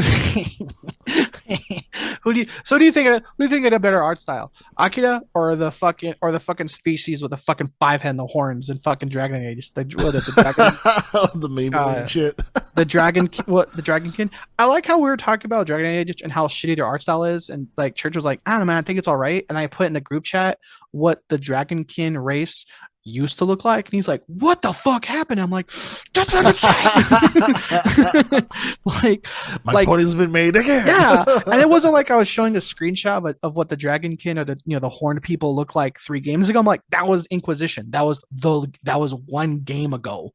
And I'm like, that's what this game used to look like. He's like, what the fuck happened? And I'm like, yes, that's what I'm saying. Yeah, Like, yeah. I don't know. Don't buy Veilguard. Don't do It's it. like, it's like, it's like, who is it for for years, you and I were saying, Drell, where it's like Ubisoft's biggest competitor was like Ubisoft because people, like now, like I said, now, understandably, people are about to judge Assassin's Creed Shadows compared to Ghost of Tsushima, and now people are going to compare Skull and Bones to the Yakuza like a pirate game. But prior to that, it's like people were judging Ubisoft games and putting them up to previous Ubisoft titles, and all these new games weren't holding up to the standard that they've set themselves, especially when it comes to how fast they're putting out Tom Clancy, Tom Clancy, Tom Clancy, Tom Clancy, and it's like every game just got shittier and shittier and shittier and shittier. And then same thing with BioWare. It's like if this game came out on its own, like let's say this was a standalone IP, I think it would have been treated like Forspoken. It would have been treated just like or the Saints Row. No, not even the Saints Row remake, because that's again another Saints Row remake where they're being judged against Saints Row. But I feel like this would have been judged like Forspoken, or what's that stupid triggered game, Dustborn. It would have been treated like Dustborn, like laughed at for its bad writing, given a pass for its passable combat, which I still say looked good. But it's like the second you break the combat, you have to hear your characters talk. Like even people that are like neutral on the fence, that weren't even like quote unquote shitting on BioWare as a company, like I and a lot of people were. A lot of people just were saying like these are like a lot of gamers that came from Baldur's Gate. These are a lot of people that came from the Baldur's Gate for the role play, and like you can't role play this game. You can't be a villain. You can't be a they're like you can't even be mean. Like they're like you used to be able to kill children in this fucking game. You used to be able to sacrifice people to be a more powerful blood mage, and now you can't even like insult people. So it's like what the fuck are we doing? And again, BioWare is the same company that made Mass Effect. So people like me are like, how are they gonna will Renegade be even a thing in the new Mass Effect 4? Because before, Mass Effect 3, we all pressed RT, right trigger, R2 for Renegade, to punch some fucking reporters in the face now and again. And now we went from that to like you're doing push-ups, you're being lectured. You're being lectured in a game for like misgendering, you're just being talked down to. You know what I mean? It wasn't a lot of the dialogue wasn't interactive or immersive. The choices meant nothing. It just all came down to like how Church said. It's like they hold your hand. Okay, kids. So when this happens, this is what you're supposed to do. This is what you're supposed to say. But we're adults, and we came from the Where the Dragon Age. We're like, so who am I sacrificing to get more powerful? Oh, I can't even call motherfucker fat. What the fucking game is this?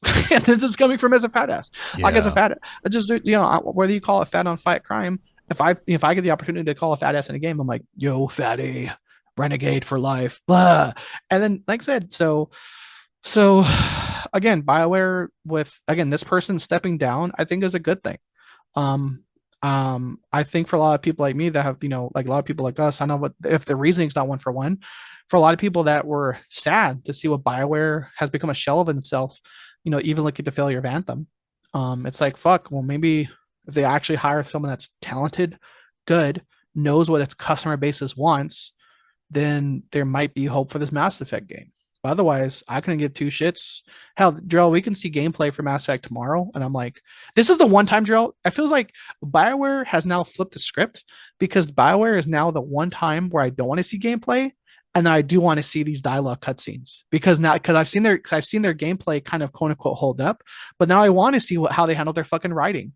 You know what I mean? Like I said, Forspoken's writing that was cringy in Twitter speak. Somehow Veilguard doubled down. So again, Yeah. like I said, when the new Mass Effect games comes out, a lot of people are me like, cool. We saw the gameplay, but now what did your writing look like? We've seen your writing before. I need to see if the writing is going to be in the new Mass Effect or not.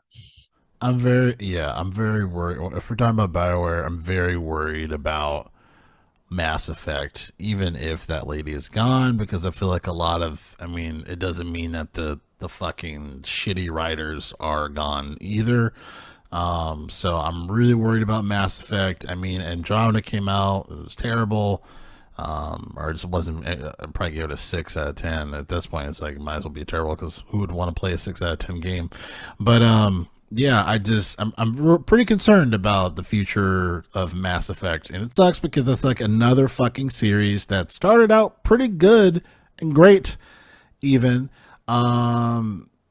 revolutionary in some of its mechanics, i.e., save your character to go to the sequel of the game and then continue on those paths and decisions and choices.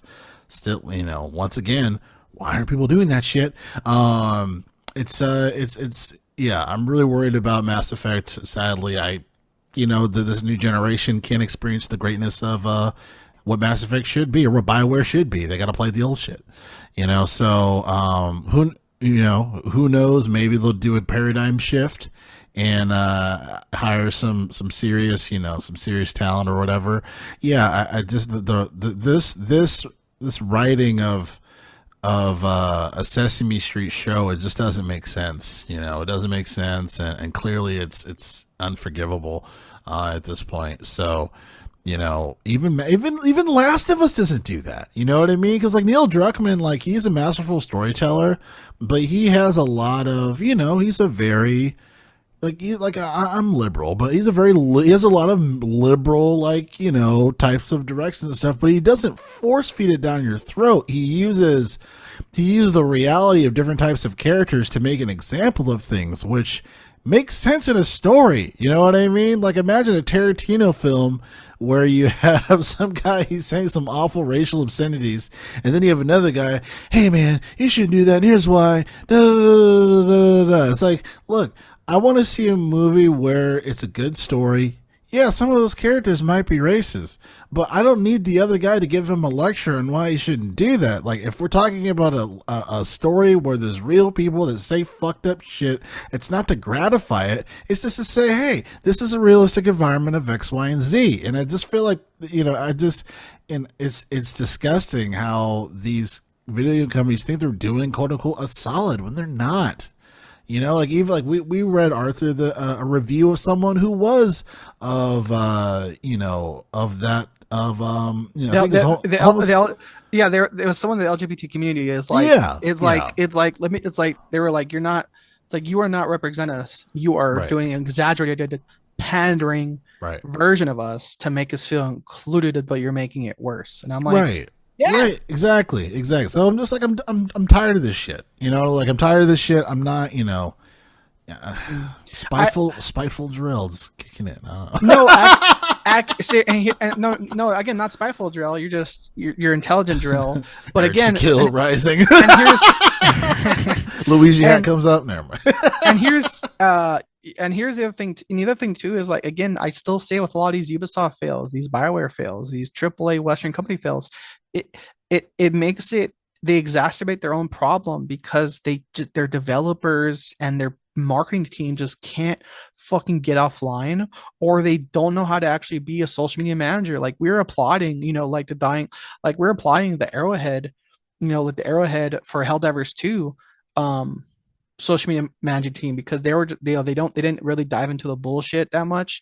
They just put out content that people wanted, and it's like now it's like they're making we're talking about Spiteful Drill and Spiteful Arthur. It's because they're making us feel spiteful because now it's like hey this writing's bad, and I played Mass Effect. I think it's a game is worse than Mass Effect. And now I get to the point where these developers in the modern era are like, oh, you think this game's bad? You're an extremist. I'm like, what the fuck? I just said the game's bad. Why do you gotta put me in some like fucking labeling category? Like, sorry if I don't like. There's screenshots, Jarrell, where it's like, here's my dialogue choices. Okay, sure, sounds good. Like, what the fuck are we doing when those are your dialogue choices? And it's like, oh, you don't think that's good? I'm gonna put you in this category. And it's like, okay, again, sure, sounds good. Like these are like actual choices in the game where people are saying, if you don't like our writing, it's because you're a blankist. And I'm like, or I just think your writing's fucking bad and meant for children. Yeah, handle criticism, goddammit. Yeah. And the other thing too with companies like Ubisoft and BioWare now, they don't know how to make a villain. Like going to Neil Druckmann's point, Neil Druckmann knew how to make make heroes, villains, and everything in between. Where it's like now it feels like in games like in Dragon Age Etc., there's no true villain. Like even the villain has to like apologize for cyberbullying now. It's like, you know what I mean? It's like, oh, I'm the bad guy. I'm the bad guy. I want to commit genocide against this whole world and be its emperor. Whoa. Sorry, I didn't know that was a trigger for you. Let me apologize and have a dialogue about it. Namaste. Like, what the fuck are we doing? and you know what I mean? Like that's how villains are written in for a lot of these companies, like BioWare now. It's like that's not a villain. And like, to like Neil Druckmann's point, yeah, Last of Us 2 was divisive because of its like plot point decisions, but no one really said like it wasn't like the writing was bad or the scripting was bad. There was no memeable, cringeworthy scripting. It was just like, spoiler, a new character seemingly out of nowhere just killed Joel, and Joel didn't act like how Joel acts, so it was out of character. But it wasn't people are like, holy shit, the writing of Last of Us 2 is horrible. No, but that's where we're at with some of these games. And now it's even further. Like, we talk about spiteful purchases or spiteful non-purchases. Here we are where it's like, I can say, hey, I think Dragon Age Veilguard has shitty, cringe, Twitter speak writing that's condescending and talks down to you and doesn't let you play a villain in a quote unquote RPG. Spoiler, the RP stands for roleplay. And some people like to roleplay the villain again, or the bad guy. And again, this is coming from a guy that in Knights of the Republic, I like playing the Sith Lord. Why? Because that shit's funny. All right, because I can. I want Artis Fartis to be the low intelligent, high damaging, dumb fucking Sith Lord I want to be. Be Renegade. Again, be Renegade in BioWare games. And now it's like, oh, you think our writing's bad? We're gonna label you and we're gonna label you an extremist because blah blah blah blah blah. And it's like, fuck you. I'm not gonna spend your money. I'm not gonna spend money on your shit. And clearly, a lot of people agreed. So based on the sales of Dragon Age Trail, I don't think a lot of people are mad this person stepped away. Right, definitely. Last topic here on the show, we're kind of switching up a little bit, but I kind of want to talk about PlayStation a little bit. So as far as talk about PlayStation 5. When did the PS5 come out? Was it like 3 years ago? 4 years ago? I know you just drank a bunch of water and I asked you questions. Sorry about that. Who's number 19 on the Colts? Tell me! Just drink a bunch of water. Fucking pull it up, Jamie. Like, no, god damn it.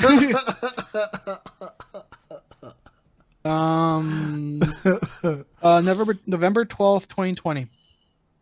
5 years. Almost 5 years ago. I feel like for the public, I feel like collectively for the public, that shit didn't drop till 2023 because of the pandemic and shortages. Yeah, it's weird, man. After the 3, 4, 5, yes, on paper, they're doing fine, right? But if I were to grade the PS5's release, the games that it has, and the impact it's made, it impacted me. It's going to make an impact because one fucking console is now a cat. Or it's a fridge, or it's something that's not a console anymore.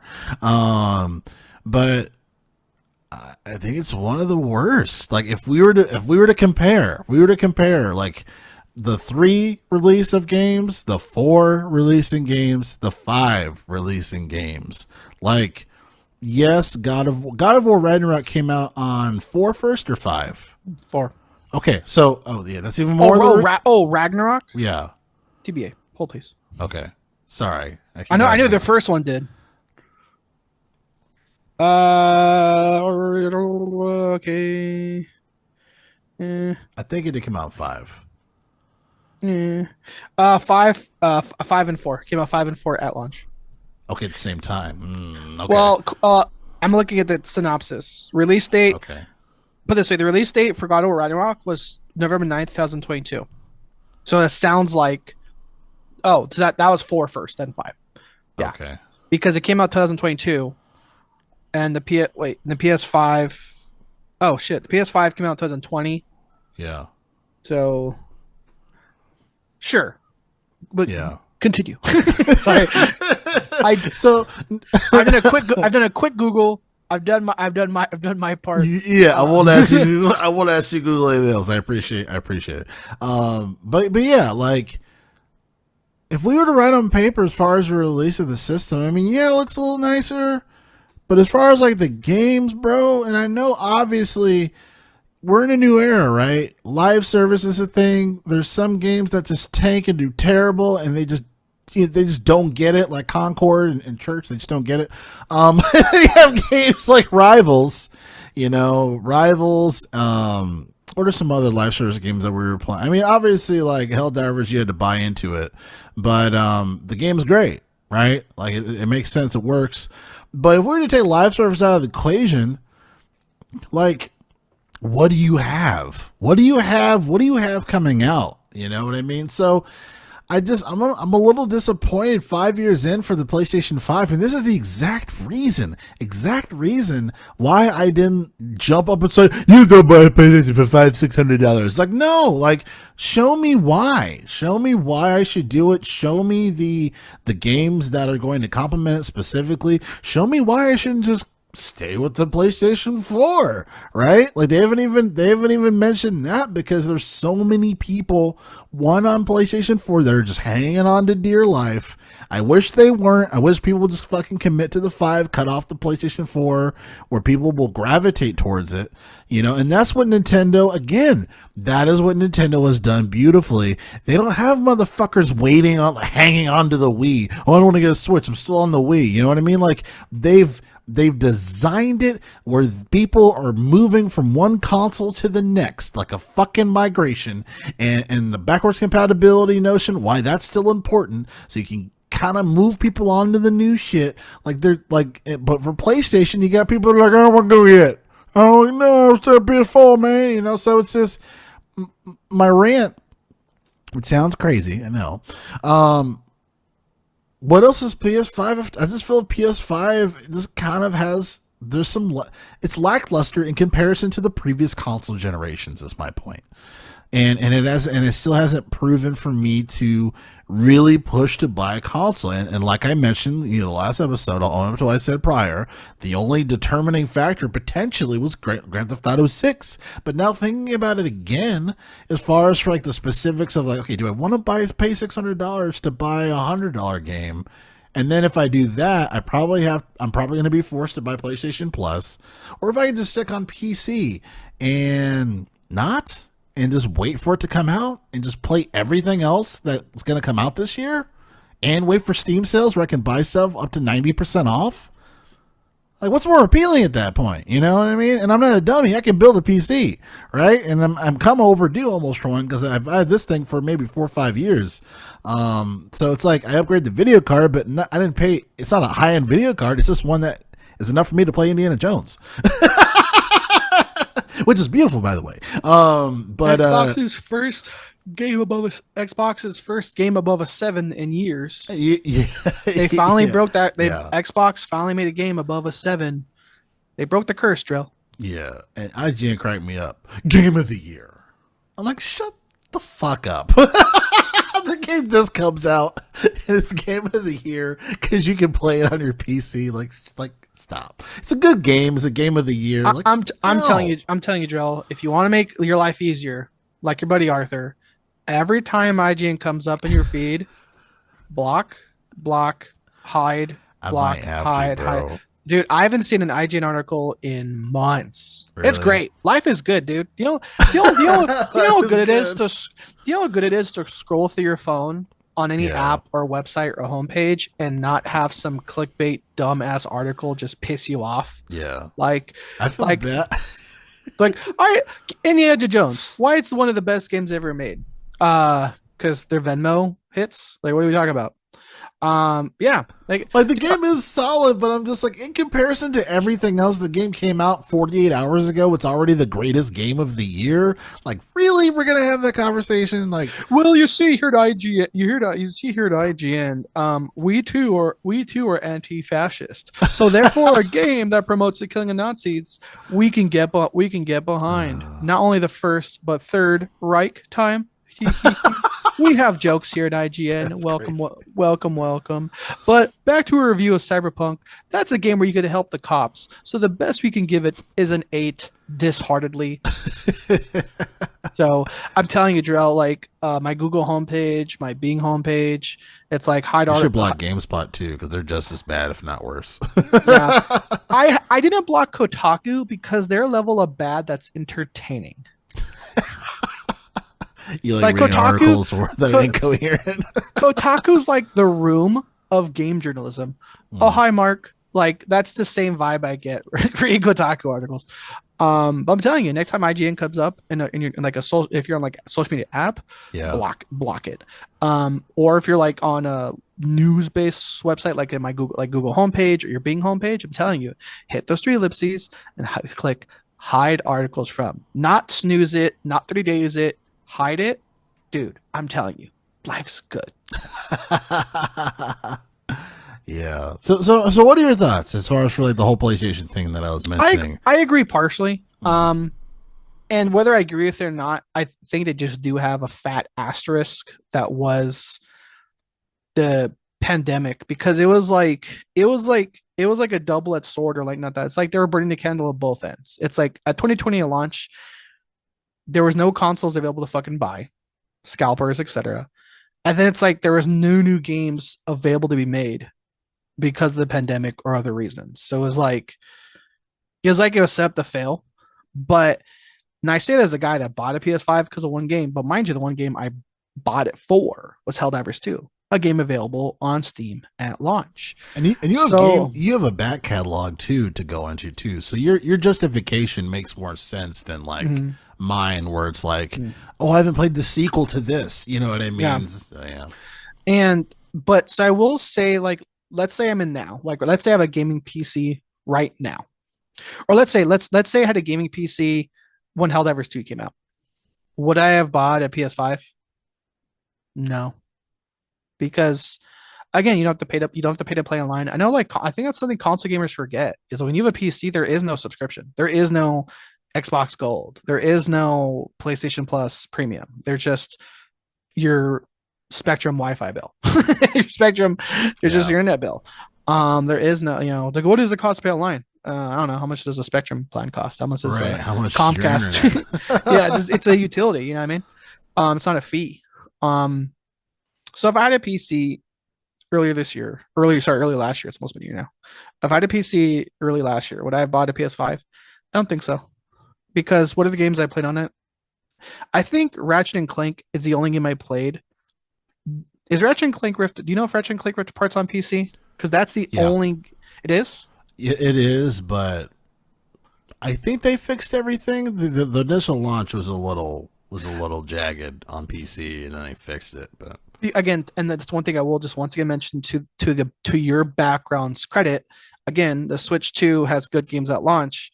Now, mind you, they don't port fuck all, but when Sony does port, it's flip of a coin to whether a Sony port to a PC is going to launch, and more often than not, that shit comes up tails, like Last of Us 2.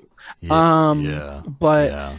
but again, if I had a PS5, sorry, if I had a PC at the time, I would have hypothetically bought a PS5. I don't know if I would have, because Helldivers just was the game. Like, for me, again, I am not the common market. I'm not the guy that's like, what 20 games do I have? As long as I have one to two that justifies me buying a console, I may do it. And holy shit, I was itching so bad. Like, what's that character from the Chappelle show? Like Crackhead Dave, whatever. He was just like, so, you got any Helldivers? You know what I mean? Yeah, we You were got all any? yeah, we were all yeah, we were I was all just yeah. my feed was Fiends. nothing. My shit was just like, so, you got any freedom, brother? um so, but I Freedom Brothers crazy. but uh, I think where PS5 is now, it's a hell of a lot better than it was 5 years ago, half a decade earlier. Um but again, for reasons I think it's good, is, again, I think a lot of people might disagree on, because, again, a lot of PS6 customers don't have PlayStation Plus Premium. As an Xbox refugee like me, I think it's an amazing value, because as someone that's never had a PC, as someone that's only had an Xbox and that hasn't had a PlayStation console since PS2, I have a huge catalog of exclusives I couldn't play before. Now, we talked about, for, whether we agree with them, not with the reasons, which we don't. A lot of Xbox titles are coming to PS5. That shit is not a two-way street.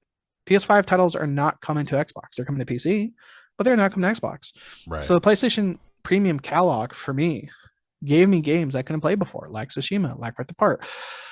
Fuck, Drew, I still wish I would have played Horizon, because there was like a 2 month window where it was on PlayStation Plus Premium, and then they announced the remake and they took the shit off, because I'm like, God damn it. Yeah, they do shit like that on PlayStation. Yeah, they'll take That shit off.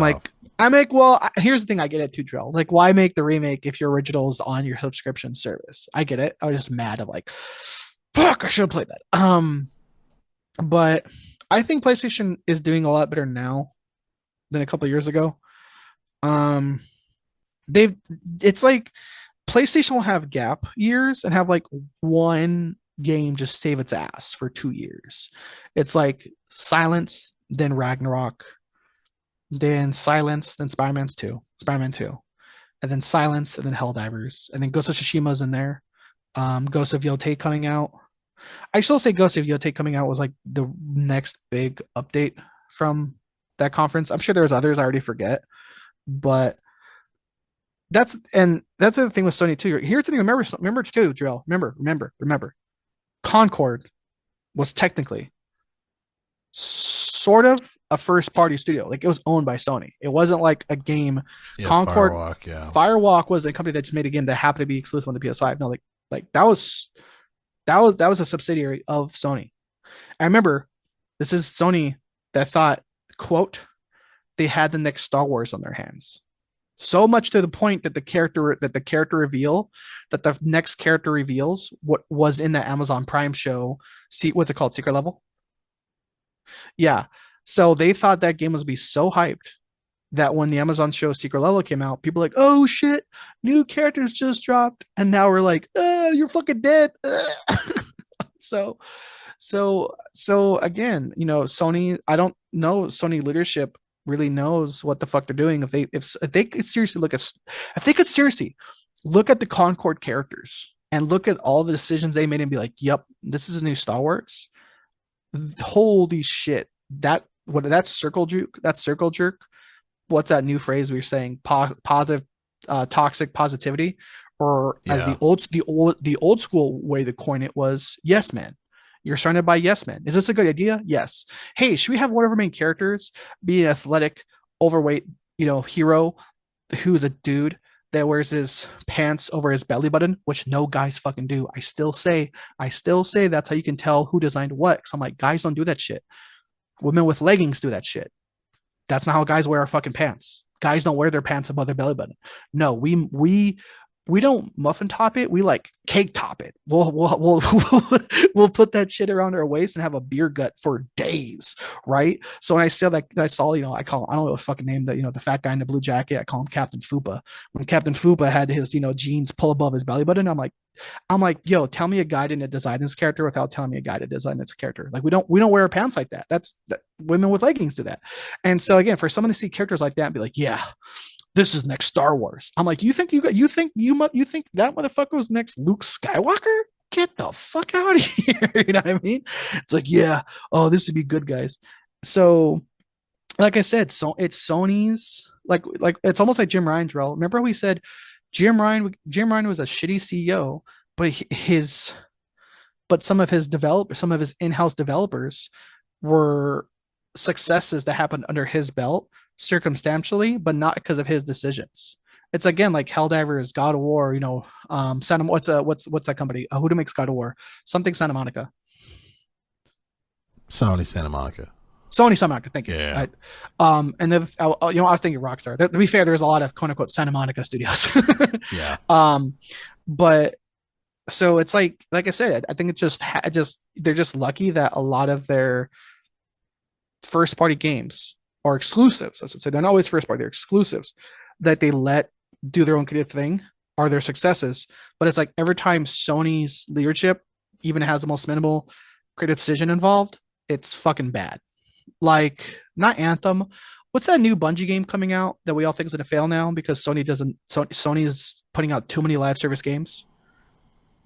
But the next game by Bungie, it's blue, has like a blue aesthetic to it, blue font, Marathon or something like that. Oh yeah.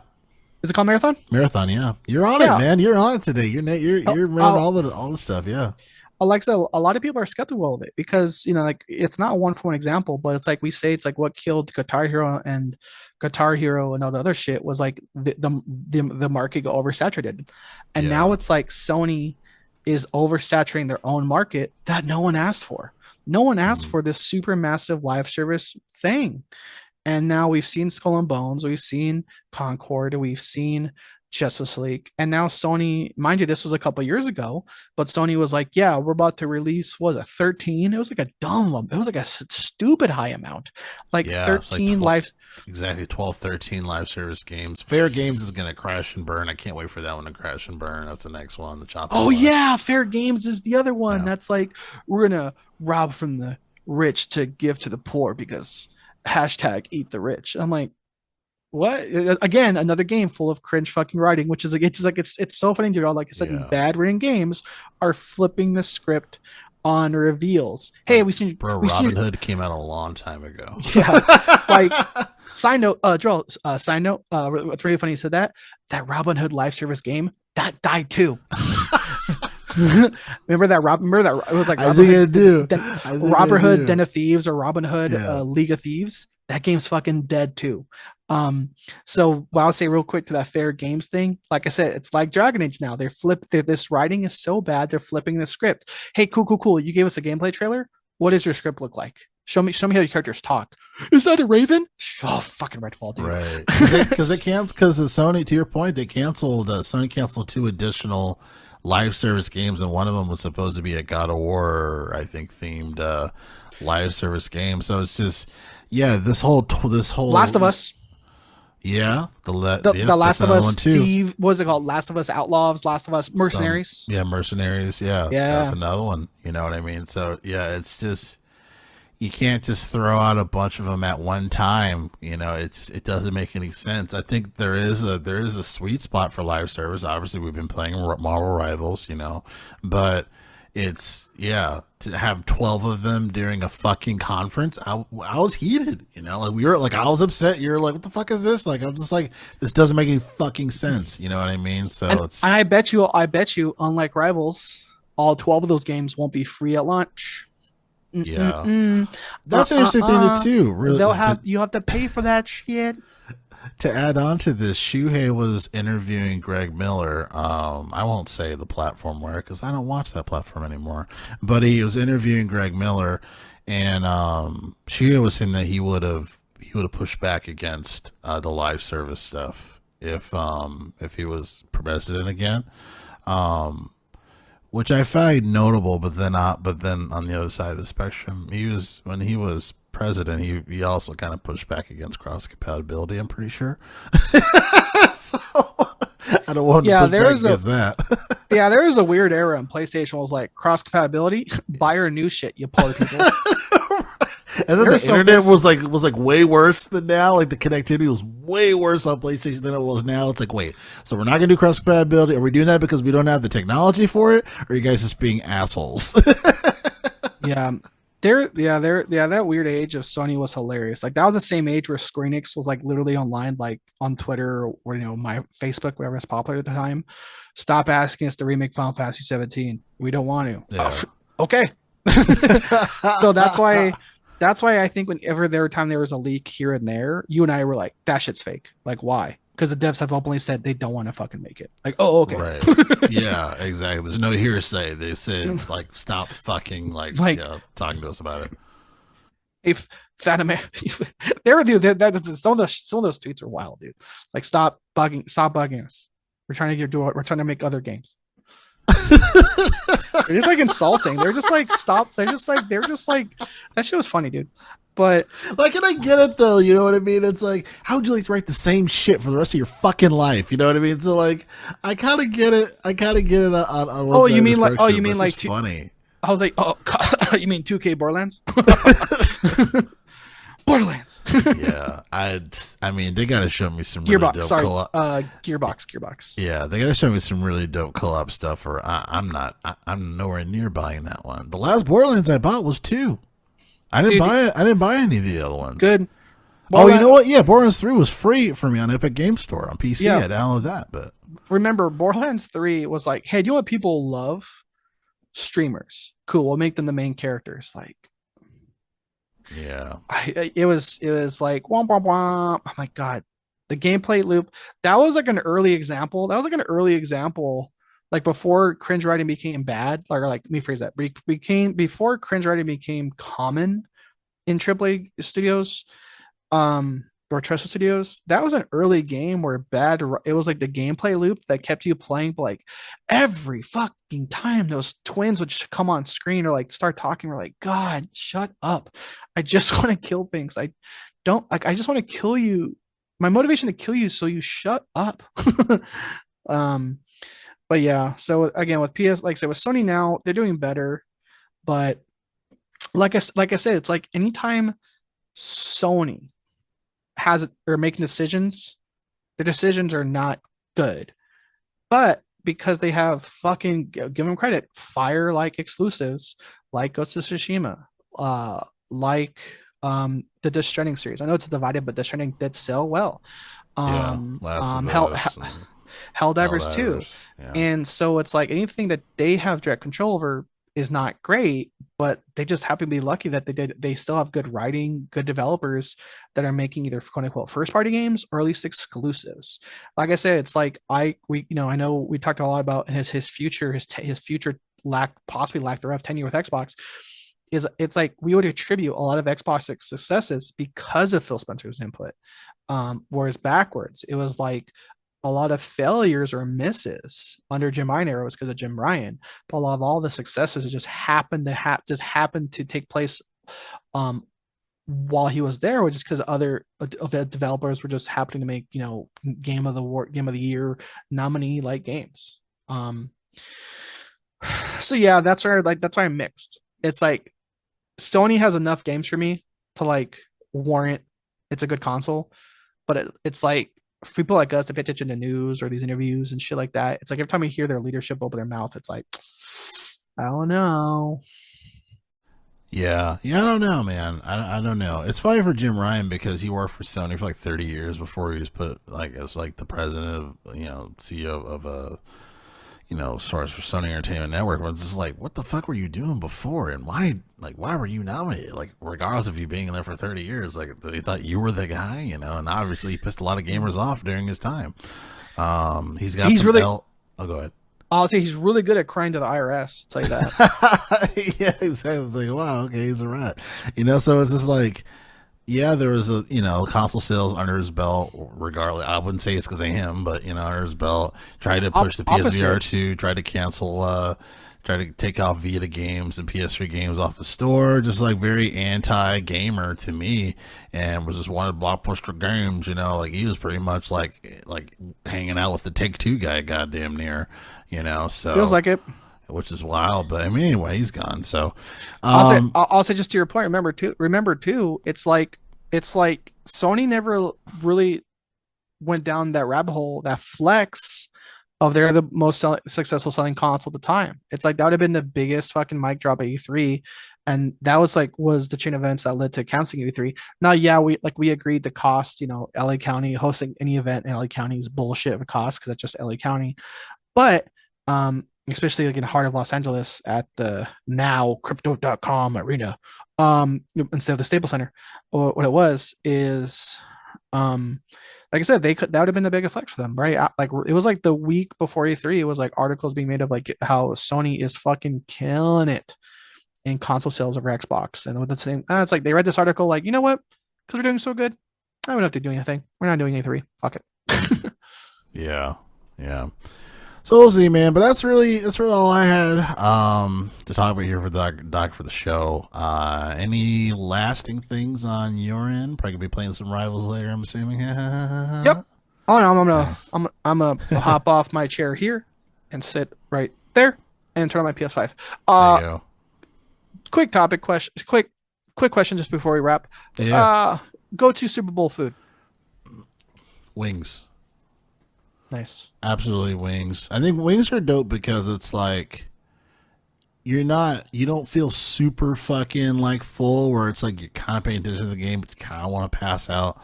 But it's like it's good, tasty. You can have quite a few and like not feel super full, and then obviously like having a beer or two.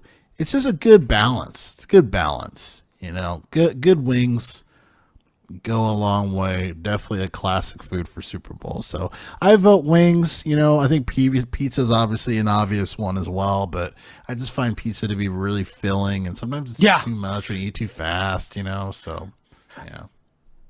I'm a nachos guy. Nachos is solid Again, too, especially the really good nachos. No real wrong answers unless someone's stupid. Like I don't know, fucking beets or some dumb shit. Well, you'd say it's healthier to like we said, by the way, we were talking about top of the we opened up, we're football guys. Hence, we were joking why wink, wink, nudge, nudge. How quote unquote, for most sports fans, men's diets don't start until the second week of February. It's Yeah. because the Super Bowl. it's like Right. it's like holiday. It's like holiday or like indulging yourself. It lasts through the holidays because the holidays are holidays. But then, well, football didn't stop. You expected to still not have beer and chips on a Sunday. You know what I mean? Right. Right. So, Exactly. but yeah, I'm doing Exactly. nachos. I'm going to some Nice. families hosting Super Bowl. Families hosting the usual Super Bowl party. So they're gonna have some a bunch of shredded chicken nachos, a bunch of Nice. homemade dips, some chili, a lot of good finger food. That reminds me, I actually should bring wings now. Because Wings would be dope. fuck it, you the fan bam doing a Super Bowl thing? Anything big or just kind Um, of put on the game? Just put it on. well, right now, yeah, I think the wife and I were gonna go to one of her family members' houses because I guess they're hosting the Super Bowl and stuff, and her grandma's making menudo and they're making a bunch of other dope shit. So I think we're gonna go over there Oh yeah, for the Super Bowl this year. So it should be a good time, good time. So there you go. can't wait to hear Kendrick Lamar embarrass Drake in front of over 100 million people watching during the halftime show. Can't I wait. I don't know, man. I don't know, man. Drake. Like I don't know. He seems like a super cool guy. Texting Millie Bobby Brown at the age of 15 every day seems all right in my book. All right, well, we'll end it there. Gamers for Life podcast each and every Friday, Saturday, and Sunday, discussing all these games. And one of your hosts, Jarrell. With me is Arthur Thomas. That's me. All right, thanks, guys. We'll see you next time.